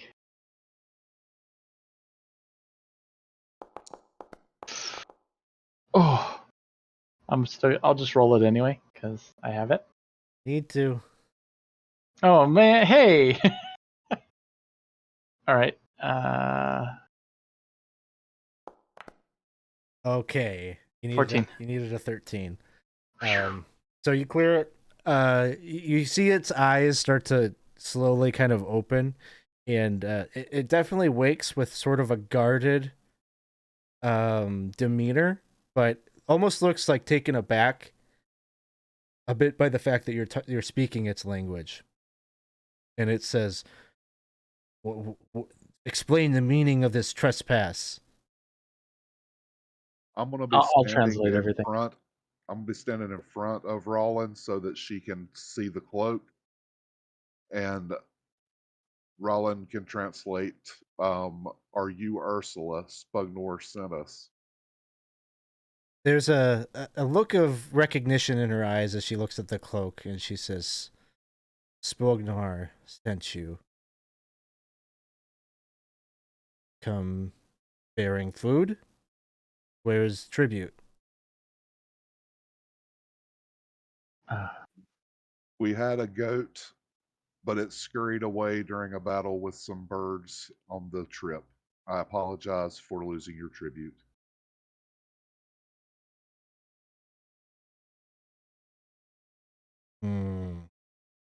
This displeases me. And now you've roused me from my sleep. I was having a very good dream of eating a delicious goat.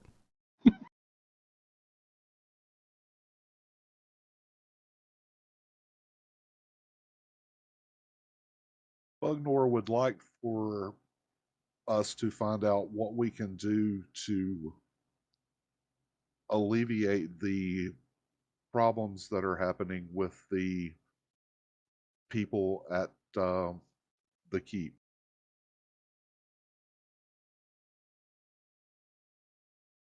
Well, my partner is sworn to take dominion over this valley, which is to be ours, and we will rule it as king and queen.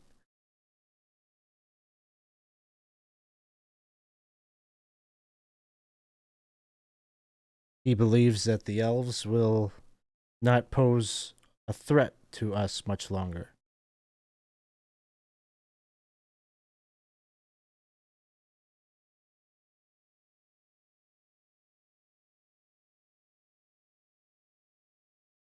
Is there anything that can be done to avoid this?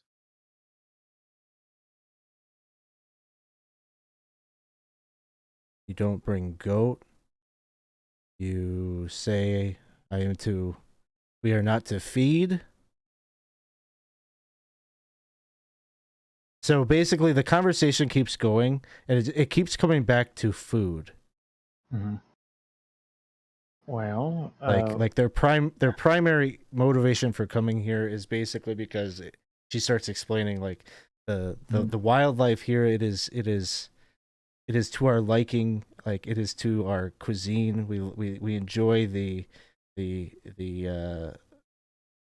hyenas. We enjoy some of the other wildlife that feeds here along the river. It is perfect for us.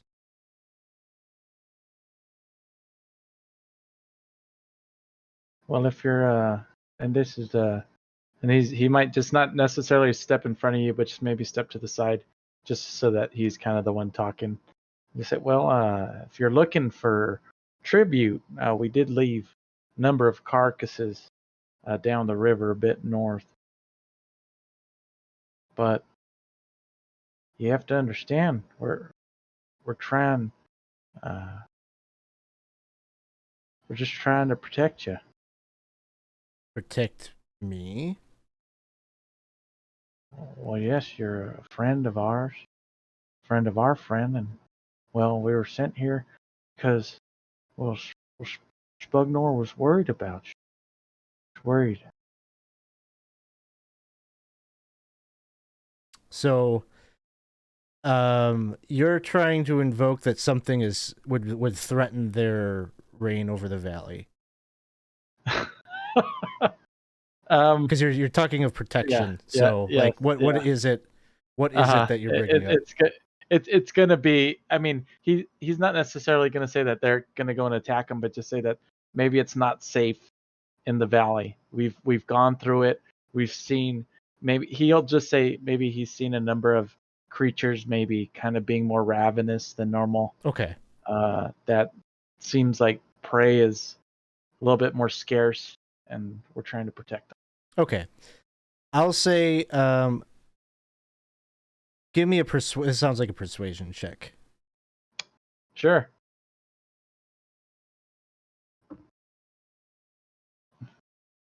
Here we go. Don't forget your guidance. I already used it for my Arcana check, unfortunately. Oh, darn it. Yep. Damn. And they needed it. They needed it then. It was an important. It was clutch. This is a straight 20 roll. So here we go. Oh, please. Okay. 16? So, you get the feeling that you've nudged it in the right direction. Like it's starting to talk about how could it be that my partner has misjudged these elves? You're saying there are more of them? They didn't seem so threatening, but so she's starting to like talk and like you're getting her in the right direction. Like she's starting to question whether the bravado of her partner is enough to keep them safe and alive. We're gonna pause for a second, go to the Elena and Bernina outside. You guys are watching like the valley, And Yeah. at some point across the way at that other plateau, you notice emerging from that cave are 3 gnolls, each of them running. They've got hyenas with them, but they're not riding the hyenas. Hyenas are just kind of running with them. And each of them is carrying a large egg in their hands.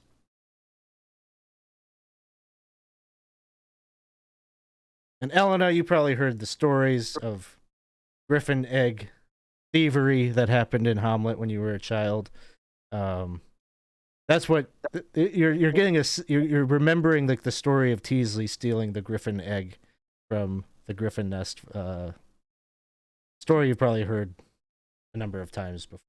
That's what it makes you feel as you see them kind of fleeing down this. There's like a ramp right here, an earthen ramp that goes down to the cavern floor. I think Elena's gonna scream out, Rollin, Rareth, we need your help, and is going to start moving towards the knolls. Can you remind me, like, okay, so the the plateau with the knolls, how far is that away from where we saw the male manticore? Fairly close, I guess. Within 600 feet. Okay, because that could be a very big situation. 1,200 feet, I guess, Okay, all right. but relatively close. These knolls that you see, they're like 2,000, 1,600, 1,500 feet away. But they're coming down this direction. It looks like they're trying to get away. Like they've done a egg robbery of their own and are heading down in this direction. Can I just say, if you want to kill me again, you can bring me back in. All right. Yeah. Tell me about what is the situation? Who is your new character, and what is it that brings them into the situation? It's Emma, but it's EMMAA. It's Emma's sister, Oh, and she's a cleric too. and she just happens to be in this valley in this moment, huh? Yes. Chasing down her twin sister. Okay. Yeah, it's her twin sister. And I tried to get it into the thing. We're at like the last 5-10 minutes of the Yeah, that's session. what I figured. But yeah, okay. she's like probably chasing the gnolls. That's why they're running. We'll just say that, if that works. Sure. Because she loves animals too. So Okay, that sounds good. So you see this Rennie is chasing after these 3 gnolls and these 2 hyenas for some reason. It looks a lot like this other person that was with you, also for some reason. they're twin sisters. Yes. Okay. So Elena and Vernina, anything you want to do with that? I have to swim across the river to get to him, but that's what Elena is going to do. Okay, so Elena is attempting to swim across the river. Give me a strength check. Super my strength.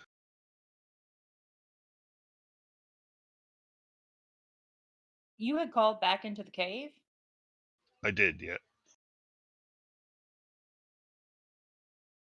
I'm trying to decide if I wanted to make a really stupid move or not.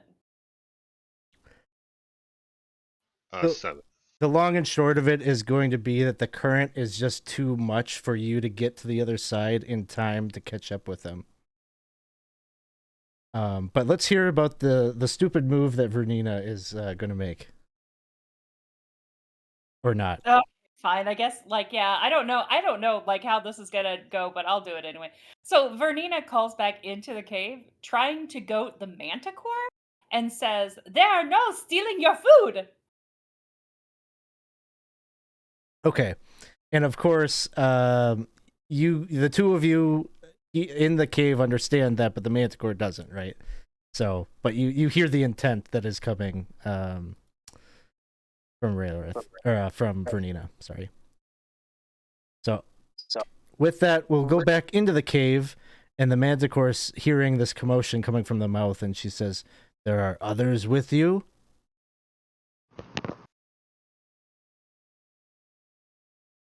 Yes, yes. They are our friends.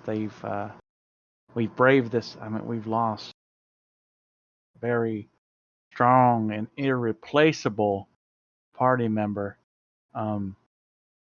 Just to get here. They're here to just protect us on our way here. To send you this message. There. Tell me, you and your partner are you eating for one of you or whatnot, or? She just kind of like looks at herself and says, "What are you implying?" Well, I'm just thinking, about the scarcity of food and whatnot. If you are, that's even another mouth to feed.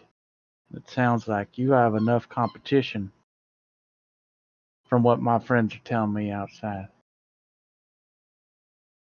Make another persuasion check. Dang it. But you did so good on the first one. Yeah, but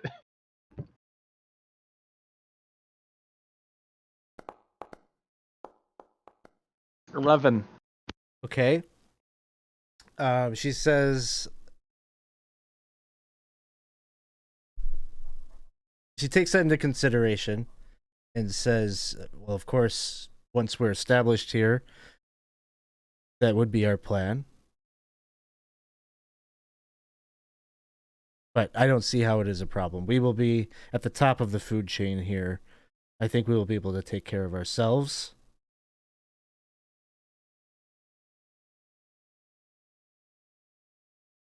See, I don't know Roland doesn't know anything about the reproductive, things of So, manticores. just to explain so what's going on here, like, you have to succeed a number of points. Like, you basically got a success clock going. Okay. You've gotten one success because you made a good point that she's taking into consideration. You made a second differing point, and it wasn't quite enough to like add to the collective persuasion. Mm-hmm. I will just relay quickly in common what is going on, and maybe hoping that maybe my companion has something up his sleeve that might help me out with this last. We heard the call from outside about the gnolls, correct? Yes. So in common, I will say to Roland, should we tell her about the gnolls?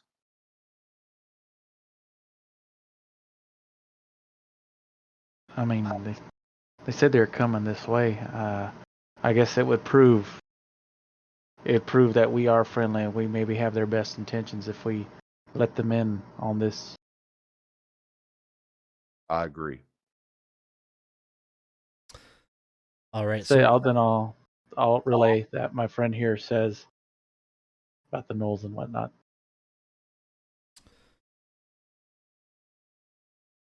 Okay. And so you're just tell me a little bit of how are you flavoring that, or what is the is it literally there are gnolls here, or like is there Let's see. I guess I'll try to flavor it a bit like these gnolls are sounds like they are causing a bit of commotion and bringing even more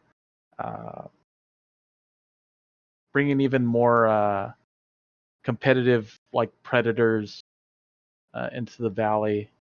Just even now they're doing so is what our friends are saying. okay? So their presence could draw in more powerful forces to the region, basically.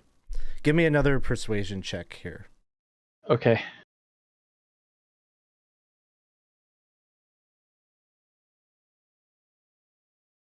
All right, here we go. It was bound to happen. The 7.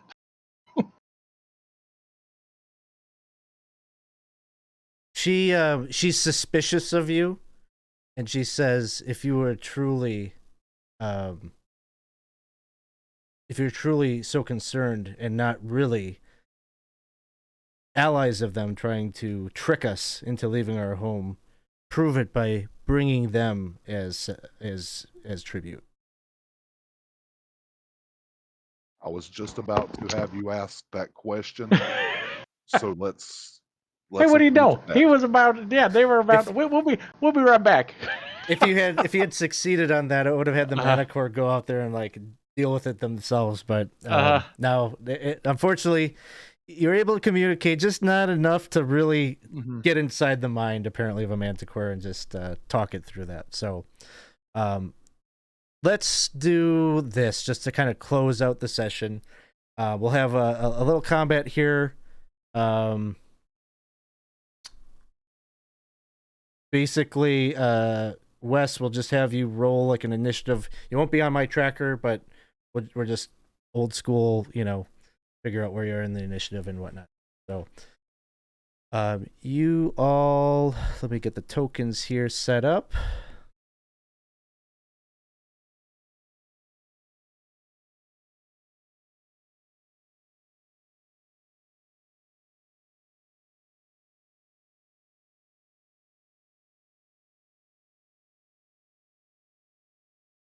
All right, you guys can all roll initiative.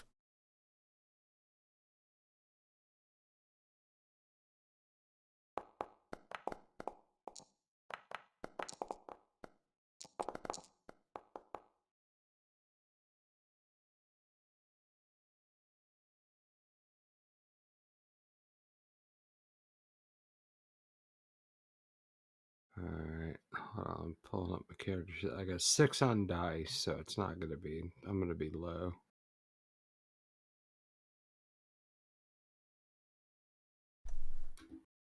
Let's see.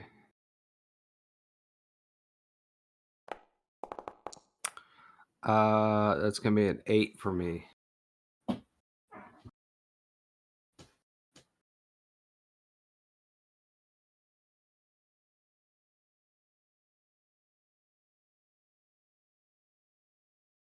All right, just give me 1 second here, folks. The 3 gnolls and the 2 hyenas.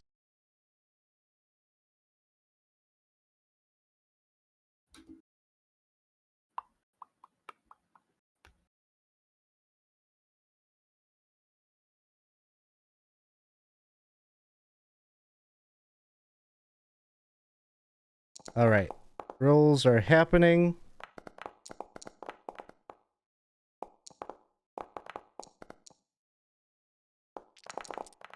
Did we come out of the cave already? Yeah, we'll start this out with you guys emerging from the cave. Elena is in the water. And I'm going to say, Elena, you'll be in the water until you succeed on that strength athletics check to get across.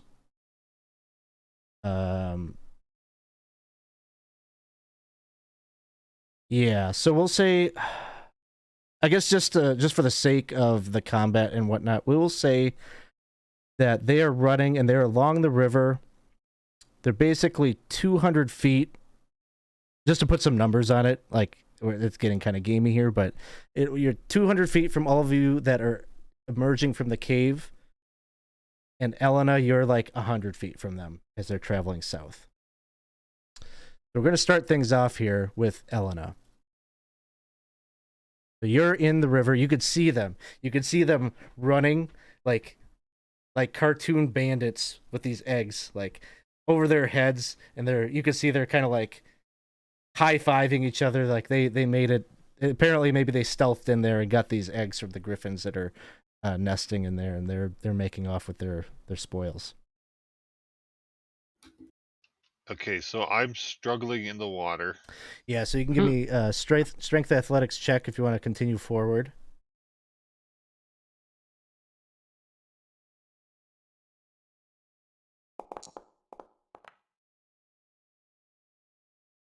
All right, so you're still like struggling. You're making a little progress, but you're still like 50 feet from land.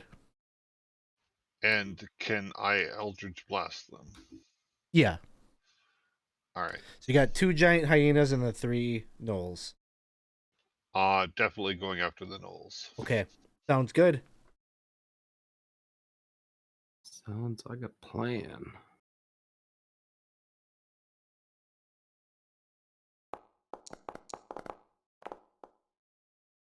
Nope, still struggling in the water. It's true. I'm just gonna put it out there. Yeah, you can help them out. You can give them rerolls. They really need it. They've been rolling shit the entire session. Please. I was thinking the same thing. I'm like, We don't need another dead cleric. Come on. Yeah. Coming up next is Rareth. How far am I away from the edge of the water? We'll just call it a clean 200 feet. Oh. Okay. Ooh. Yeah. That dashes my plan. So as I come out of the cave, I'm going to announce that we need tributes, and live tributes are better than dead tributes. And I'm gonna. How far away are the gnolls with the eggs? We're just gonna kind of abstract it and say it's 200 feet. And I can shoot that far. And you can shoot that far, no problem. Yeah. Hey, there we go. We just needed the chat to be nudged a little bit. There's a player reroll that just came in. So there's one in the pool. If anyone wants to ever use it, you just call it. You want to use it.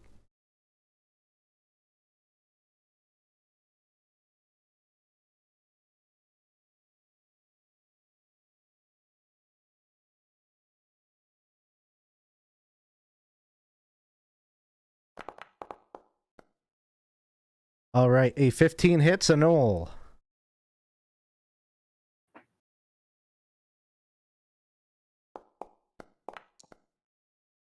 That damage. 7 points. All right. Arrow sticking out of its shoulder. It kind of winces with pain and tucks like the egg under its left arm as it looks over at you. Kind of snarls and pulls the arrow out. Incidentally, it is that Gnoll's turn next. You see it like sets the egg kind of gently down on the ground and pulls out its own bow and prepares to return fire on you.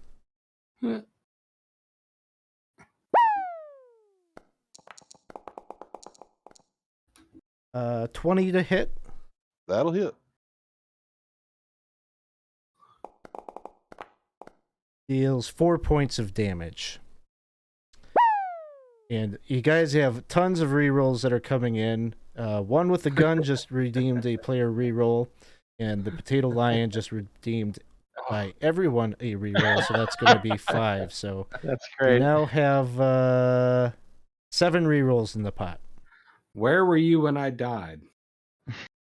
That would have been great. And next up is Vernina.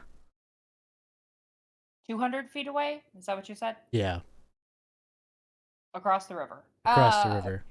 Yeah, I'll shoot one with a crossbow. Is there any way to do it like non-lethal? Like, can I shoot for its legs or something?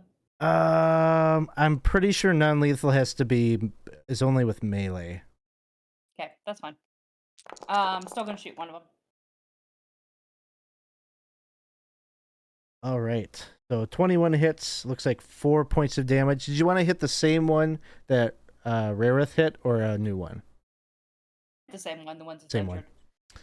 All right, another arrow hits him. Brings us to a giant hyena.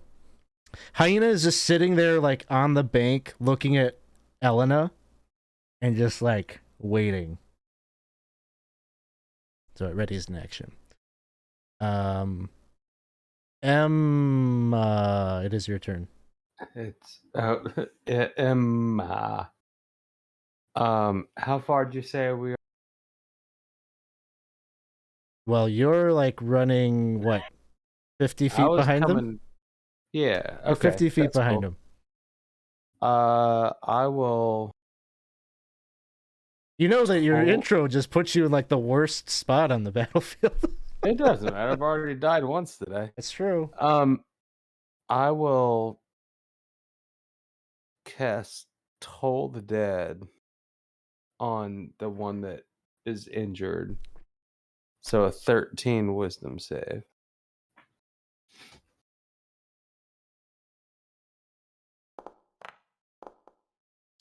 All right, makes the save. It made it? Okay. Never mind. All right. I'm done. Next. I'm done. Next up, another one of the gnolls pulls out bow and is going to shoot at Vernina.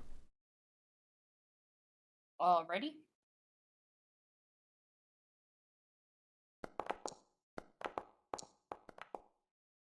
And missed. 11 misses.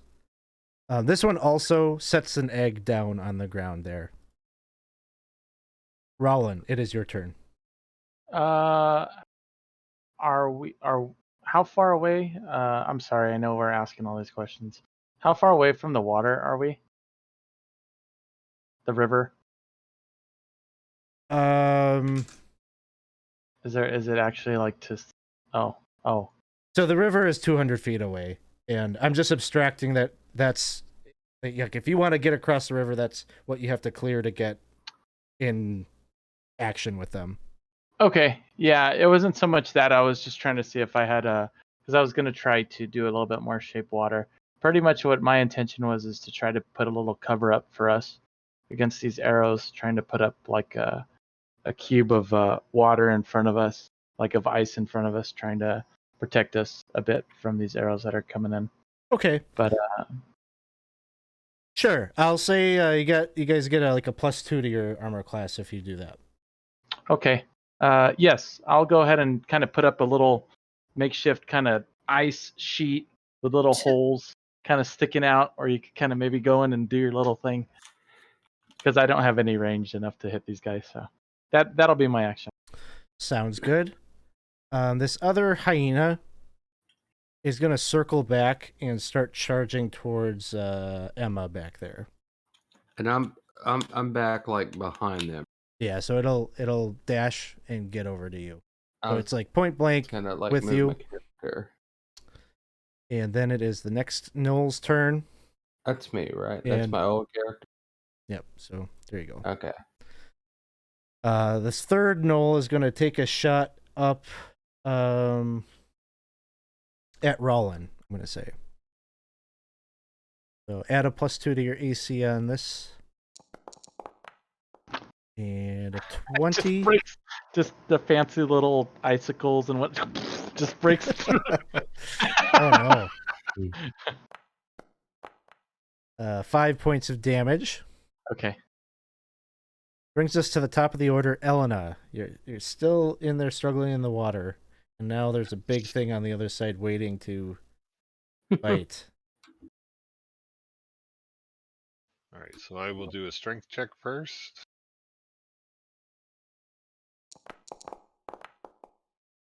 Ugh, I'm gonna drown here. And then I guess I will. Still too far away from anything to do any real damage. So again, I will Eldritch Blast it and say, "These things killed my parents, Alex. Let me kill them." Mm.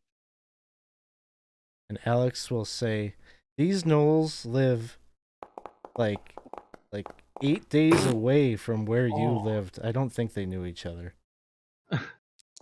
But you get a critical hit, and this is on one of the gnolls. Yeah, Same one that the damage has been stacked on. sure. Okay, that one falls as your Eldritch Blast just like concusses it, snaps its neck, and it drops. Thank you, Alex. Hey, you did that one all on your own, man. And then it is Rarith's turn. I think I asked the wrong question last time. How far away am I from Elena? Oh, at this point, probably like 150 feet. Like she's getting close. She's like three quarters of the way there.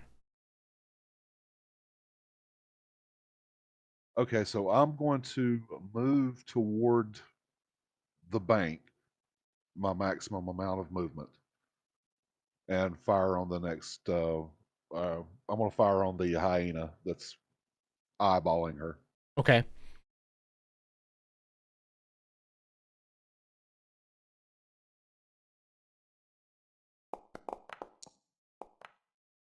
That should hit. Yep.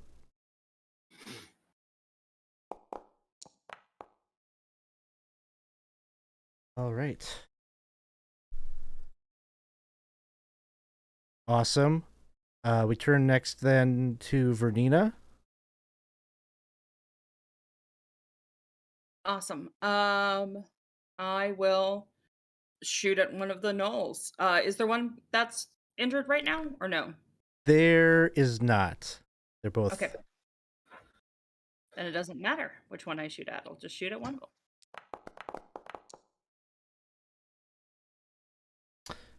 Would you like to use a reroll? Yes, I would like to use a reroll. Can I just use that 19, or you want me to reroll? I'm gonna say reroll just because. That's cool. Because we have 7. Okay, so it will miss, but it you don't have a chance of that critical fail. Awesome. Okay. That's my turn. All right. Hyena is still just licking its lips, waiting for Elena maybe to cross. It readjusts as it has to if it has to move down a little bit down the river. It is doing that. Emma, you have a giant hyena right in your face. Okay. What would you like to do? I'm going to first of all cast Sanctuary on myself. Sounds good. And then secondly, I will cast Resistance on myself. Wait, what is that? Oh, I get a D4 on. Nah, that doesn't make any sense. I'll cast Toll the Dead on it. Wisdom save 13. Because that's a first level and a cantrip. Can I do that?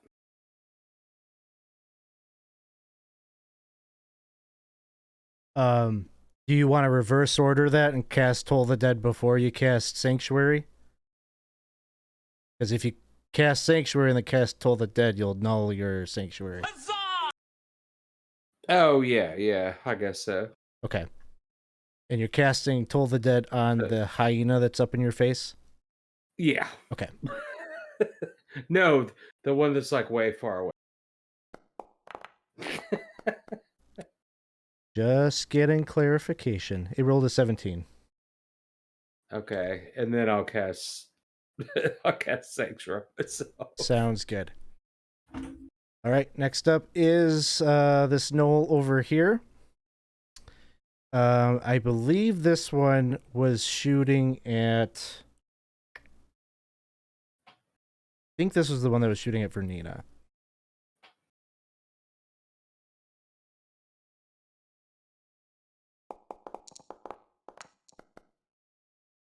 All right, a 9 will miss, and that moves on to Rollin. Rollin will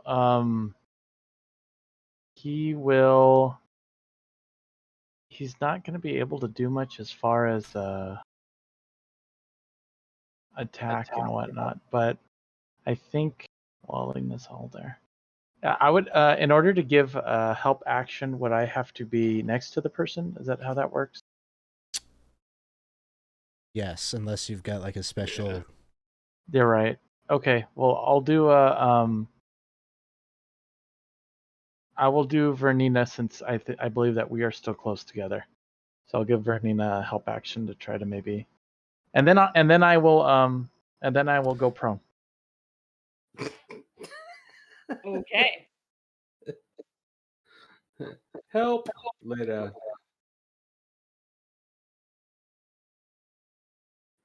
That's the end of my turn. I don't know if we could do help actions for ranged attacks, right? Is that what you're checking? That's what I'm checking. I don't think so. I don't Okay. know. Because I think you have to be within 5 feet of the creature you're lending help with. Yeah. It's you can aid a friendly creature in attacking a creature that's within 5 feet of. Okay. All right. Sounds good. I rarely use the help action, so in that case, I will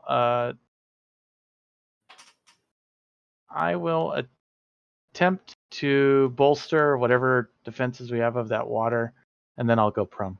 Okay, that sounds good. Next up is the giant hyena. It's going to attempt its wisdom save to attack Emma. 13.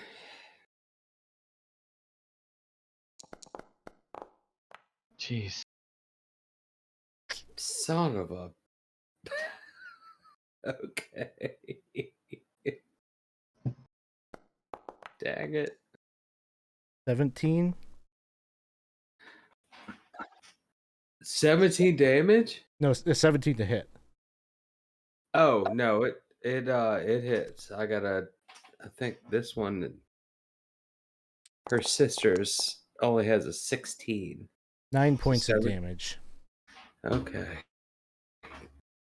Noel over here is not going to try to hit Rollin, who just went prone. Is going to instead redirect that attack to Rarith.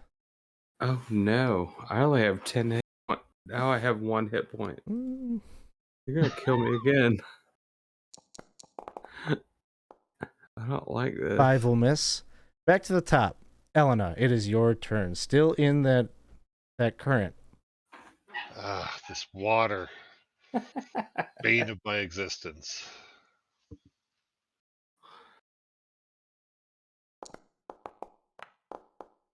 Oh, there we go. All right, this is against one of the gnolls. I know that was the strength check to get out of the water. Oh, it's a strength check. Okay, you get over there. Is there? So when you get, you have the strength. I'm gonna say with the crit, you might be able to like get far enough you can evade this hyena if you want. No, I think she's gonna walk right up to it. Okay. She's gonna reach out and touch it. All right, the ready to action comes out. The 14 hit. Yep. All right, 9 points of damage.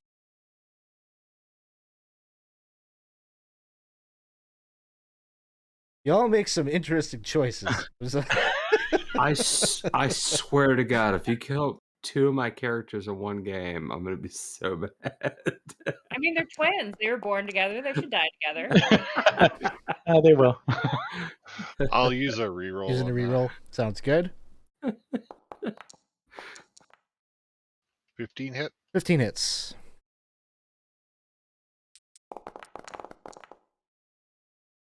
So 10 necrotic damage. Damn it. All right. I figure out what of it. And then I think for a bonus action, I will expend one of my healing lights.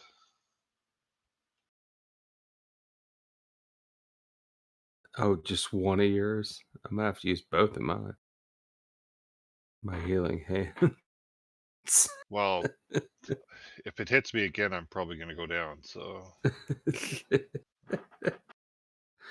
All right. While you're doing that, we're gonna move over to Rarith.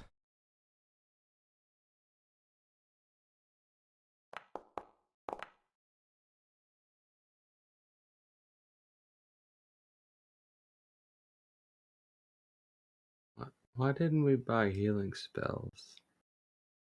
Rarith, you're up.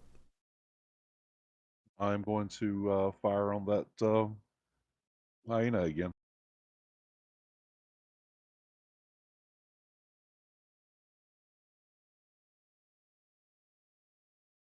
Damn it.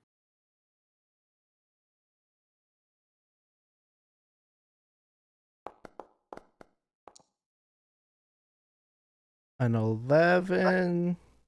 Would you like to use a reroll? You got 5 in the pot right now. Mm-hmm. Yes, I'll re-roll that.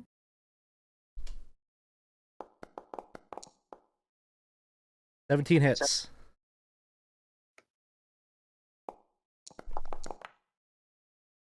All right. Another arrow to the great hyena, who the pain registers, but it doesn't seem deterred. Still looking at Elena. Yeah, it's gonna bring us to Vernina. Right. How's my party looking, and who looks the worst? Me, I have 1 hit point. But I'm across the room from you. You're very far away. Yeah. I don't think that you're within 60 feet of me, so I don't know if there's anything I can do to help. Oh. I got it. Is everyone else on my side okay? I'm about half the half orc I used to be.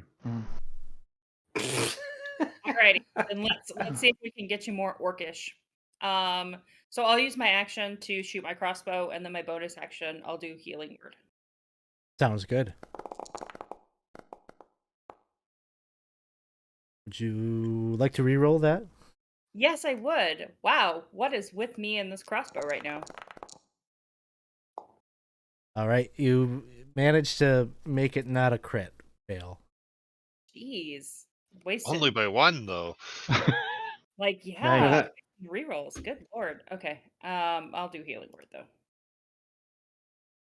Oh, we only got 3 re. Nice. Or is it down to 2? Alrighty, that is 6 for you. What is this one? All right. That will bring us to the hyena over by Elena. It will attempt to bite attack. Oh no! Uh-oh. Oh no. Was that a crit? Oh. Uh-oh. Why, Percy? I don't want to do this. 11 points of damage. I'm down. All right. So the hyena pounces and is right on top of Elena, ready to start eating. There's a lot of that going on here today. A lot of hungry folk. Yeah. Emma, it is your turn. Okay. I'm gonna take one of those rerolls already for a cure wounds. Reroll would And be I- on a d20 roll, like an attack roll or something like that. Oh, I can't reroll on that? No. Oh, okay. Well, huh. You're casting. It sounds like you cast Cure Wounds. Yeah, I cast cure wounds, and I got 5 hit points, but that doesn't really matter because I only had 10 to begin with. So I got 5. 5 to heal. And that's my action. And I still have my sanctuary on me, so. All right. Anything else? What would I have bonus action? No, I don't have really. All right. Coming up next, we got the Knoll that is shooting an arrow. This one was shooting at Vernina, I think. Try to make it. Ooh, 22. Even with the +2 that you're getting from Roland, hits probably, I think, right? Oh yeah, absolutely. 5 points of damage, Okay. and then it's Roland's turn. Oh boy. So, I at the start of your turn, Roland, you see that the manticore has poked its head out. Yeah, and I'm happy they were, because I was about to go back there a little bit upset. Roland was gonna go, and I'm happy that they're kind of like, I wonder what's going on out here. And he's gonna look back. I'm assuming that it hasn't been 10 minutes yet with the combat You and still whatnot. have it, yeah. Right? I was like, listen here. We're out here trying to save you, and we're putting our lives down on the line, and we're dying here trying to save you. If this isn't enough, I don't know what it is. But you better come out here and help us, or you're good as dead. Give me an intimidation check. You're threatening a manticore. I love it. Yeah, freaking manticore, trying to help this thing. The same thing. So here we go. Intimidation. I'm gonna reroll. Reroll.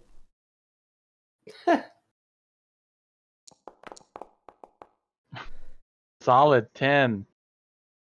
You just see it's just kind of like looking at you like, you guys are doing fine. God. Just like looking around like, you're fine. Uh-huh. Prove to me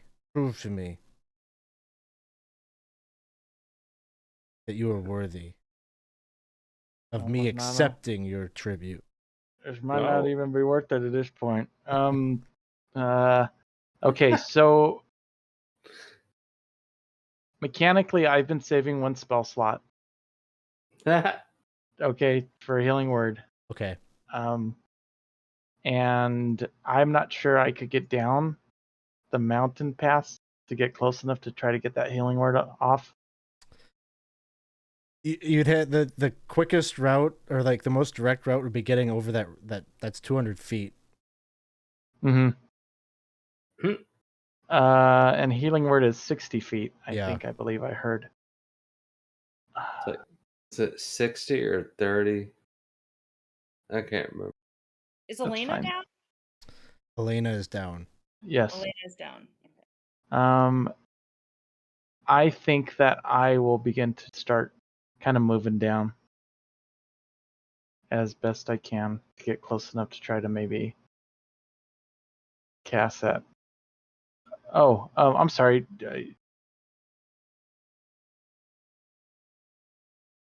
What's that? Oh no, I'm sorry. I saw the token down here, and I got confused at who was actually down. Yes, I'm moving my token, but I shouldn't. Okay. Either way, I'm moving down 60 feet. Try to get closer so that I'm able to maybe get something off in time. Okay. Giant hyena over by Emma will do a wisdom save. 13. That doesn't make it. Yep. No, over here is going to take a shot up at.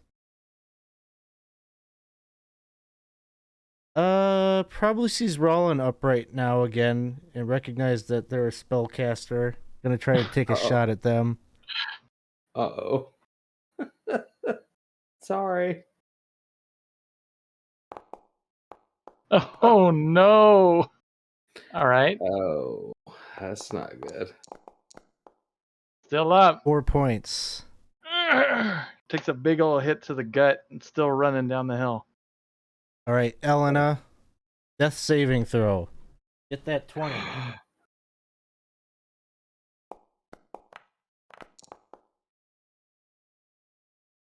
Yes.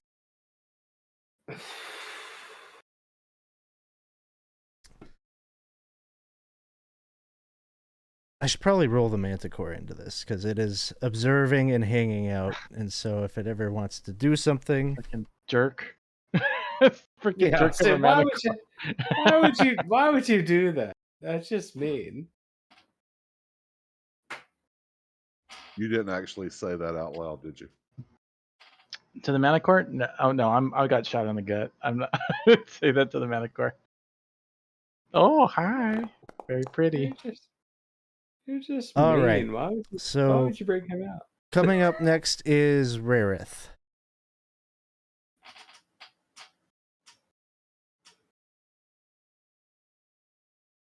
Nothing really to do but fire a shot at the hyena there. All right.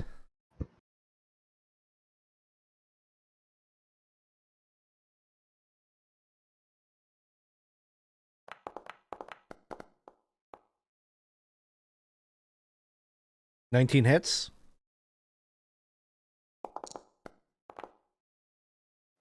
Seven points of damage. It's starting to. You could kind of see it's coughing a bit, and like you could see there's some blood coming up. So there's definitely some internal injuries that it's sustained. I'm gonna yell at it, get away from her or you will die. I know it can't understand me, but it will. Sounds good.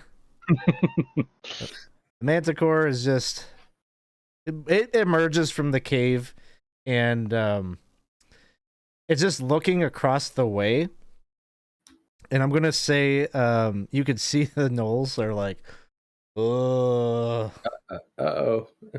So their eyes get big, and they're feeling threatened. Vernina, it is your turn. I'm quite a ways away from Elena, correct? Yeah, it's like it's at least 200 feet across the river there. Okay, and that's what Rollin is doing. So, okay, I will shoot my crossbow at this hyena. That's right across the way. All right, that hits. It's 3 points of damage.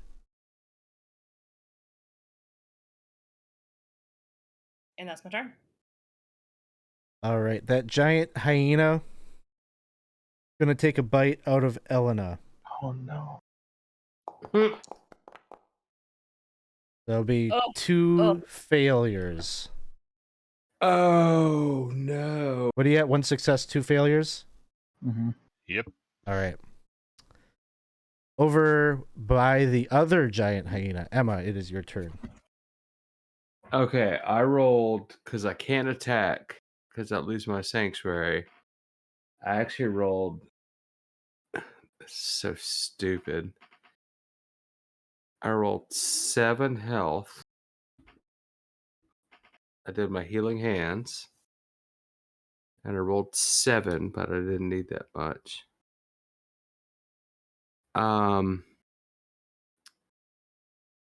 So I'm at full health.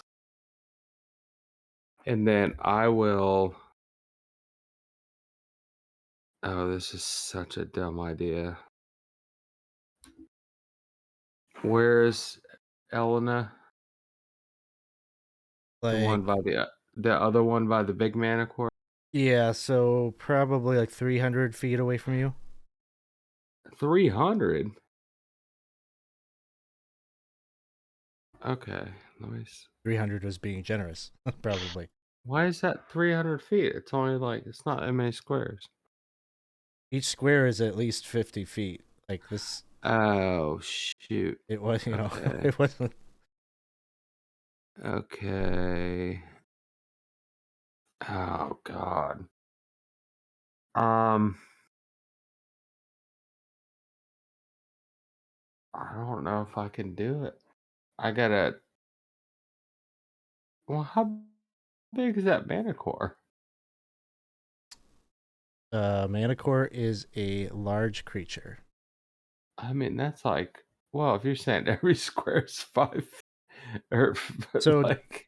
Wes, we're not playing I gridded know. combat. No. This is theater of the mind. So No. I got you. you don't have a 100-foot manticore sitting there. How close? Yeah, that'd be What? scary. Unless you want, like I will adapt to that No. wish if that is wanted. How close can I get to? I can't get within 30 feet of her because I use an action. At best, you could get 60 feet closer if you dashed. I don't think I can dash that. I don't think so because I use an action. I'll get as close as I can to her. All right, so the giant hyena will make a wisdom saving throw. Try to bite at you. Oh no. I got me.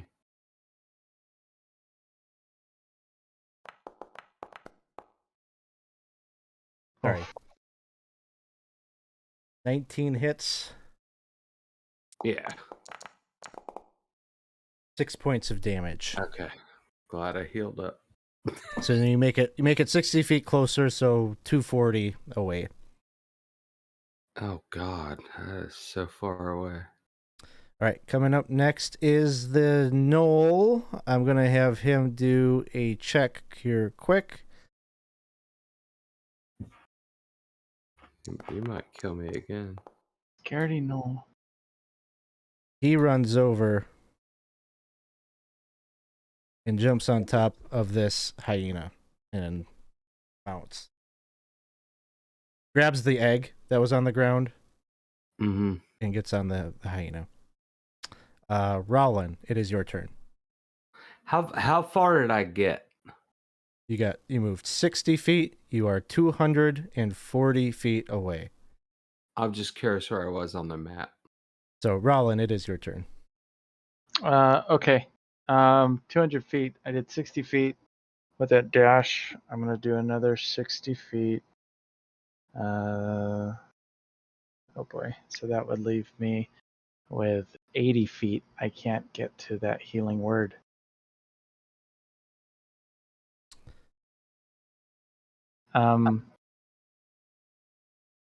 Either way, I'm gonna continue to dash forward as best I can, get within that range.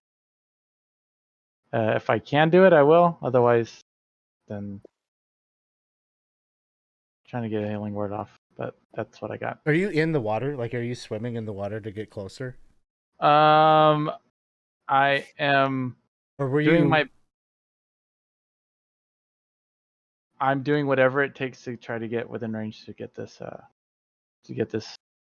healing word off. What is the method, though? Like, are you swimming? Are you... I didn't quite catch... Oh, I guess, I exactly mean, what you're doing. if I could, I would use an action to try to kind of give my... Well, it's not going to give me much, but maybe I'll try to kind of use a cube of ice to float a little down the river and try to do it. But Okay, so otherwise, I'm swimming across. You're using Yeah. that shape water ability Uh-huh. to get you through there? Okay. And that takes an action to use that? Yes. Okay, so each time you're getting 30 feet closer across the river. Is that what you've been measuring? Sure. Yes. I dashed last action. I was 200 feet away. However long it takes for me to get to my companion there, I'm trying to get within range to try to healing word. Okay. So so we just have to figure this out because I don't think we're hearing each other exactly. So you got 200 feet across from you. Like that's a distance that you need to bridge. Oh, I'm sorry. That when you're saying That's actually across the river is 200 Across the feet. river. Yep. Okay. All right. In that case, then I would have, I guess 30 feet each time because I'm Okay. not going to be able to dash across that. Has it been raging 2 river. rounds? It's been 2 rounds. Okay, so then you'd be like 140 feet away right now. Mm-hmm. Perfect. Okay, so like you're using shape water, and I'm you're trying to doing exactly motorboat what you did whatever before. I can to get. Yep. Yeah. Got it. Okay. That giant hyena that is behind Emma dashes and is like right on your heels, basically. Ow! Dang it. Noel over here. I'm gonna have him do a check.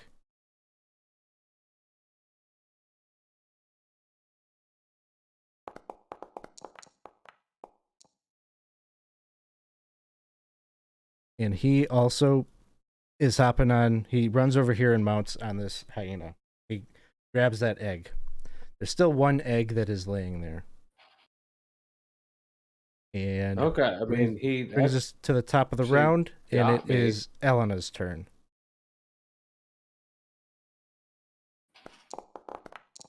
Would you like to re-roll? Yeah. Definitely. All right, we need a 10. Oh no. Oh no. Oh, nice. All right. Rareth, it is your turn. I'm trying to get there.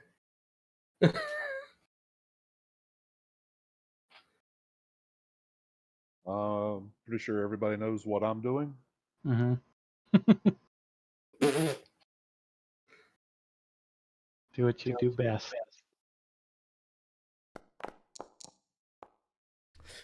Oh, jeez. Would you like to use the last re-roll? Yes.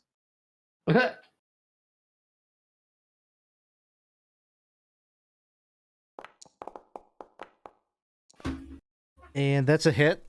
And this is on the hyena or the rider?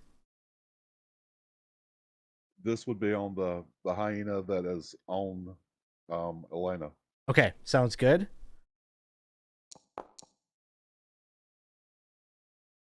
Four points. It's sort of staggering a bit as the rider kind of pulls it back and seems to be directing it. It's getting ready to head south as your what seems to be happening in the moment. The manticore takes flight and heads over in this direction. And you can see it shoots its spikes down on the knoll and the hyena.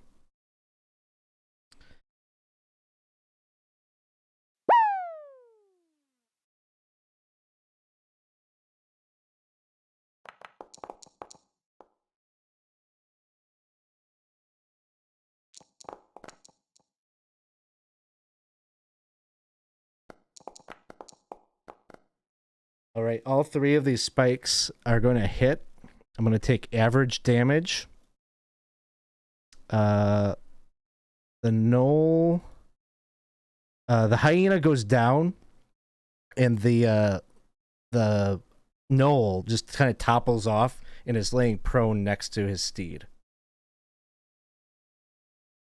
This hyena is dead. Next is Vernina. Oh, and we just got some rerolls here from the chat. Thanks, Tux. One reroll from Tux. The only thing really like in range of me, probably that prone hyena or the prone knoll. Yeah, probably.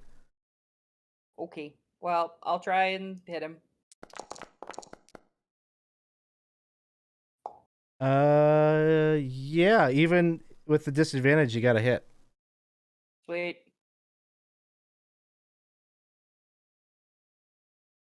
It's 10 points. Okay, awesome. He's still alive, but like as you shoot, the arrow goes right into his chest. You just see, kind of seize up. He's trying to draw in a breath. He's only barely conscious. Emma, it is your turn.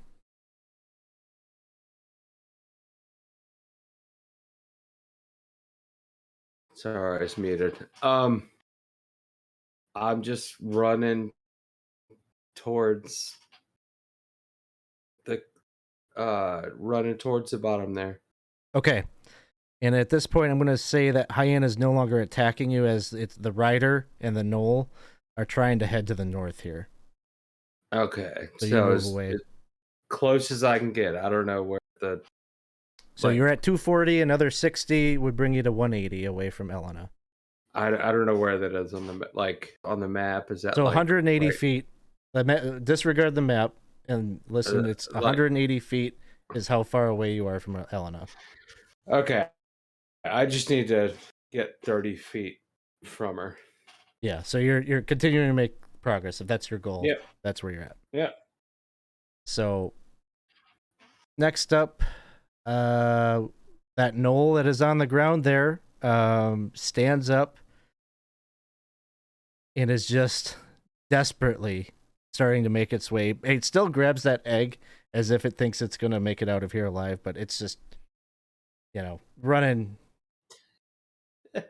a measly 5 feet down to the south there. He's not going to be able to get away. Rowland, it is your go. I'm moving a little bit closer. So that's 60, so that would be 90 feet. So I'm 110 feet away. All right. This hyena and this knoll are fleeing from the situation. Elena. This is the stressful roll we're all waiting for each round. Oh. And it's a success. No. Oh, thank God. Rarith, it is your turn.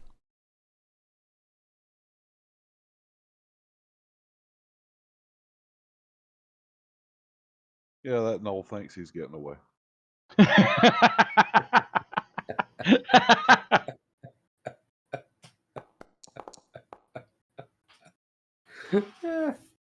That's funny.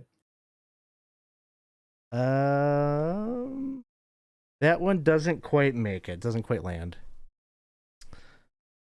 But the manticore quickly descends down and again unleashes a number of spikes, and not going to bother wasting the time to roll it because one of them will hit him and he goes down. And then you see it rests. It sits down, and you see it start to paw and play at the griffin egg. It seems that maybe that was the thing that it saw that convinced it to get involved. Let's see. Vernina, anything that you want to do on your turn? Like we're more or less effectively probably out of combat unless anyone's going to try to chase down that other hyena and rider, which doesn't seem likely, but No. No, I'm not chasing it down. all right. Emma, charging 60 more feet closer. Yeah. But yeah, my whole thing is I want to cast Spare the Dying on her. Okay. I'm already stable. Oh, Eleanor, you're stable. Okay. So we're done with initiative then. I thought there was one more roll. Oh, okay. Okay. So, in summation, as this comes to a close, the manticore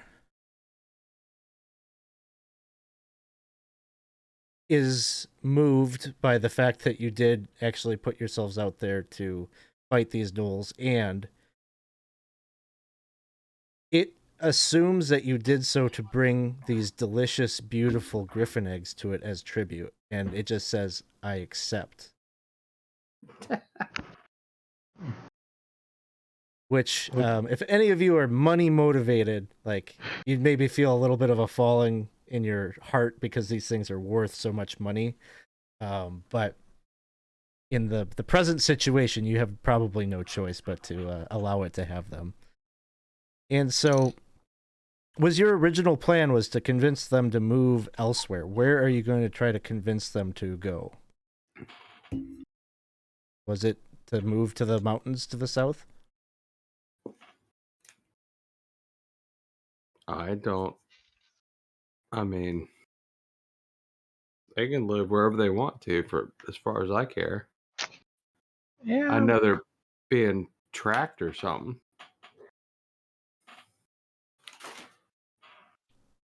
If they have a claim to the area, then I don't see why we would need to make them leave. But we do need to find a balance to where there's not a war between the manticores and the elves, the Griffin Riders.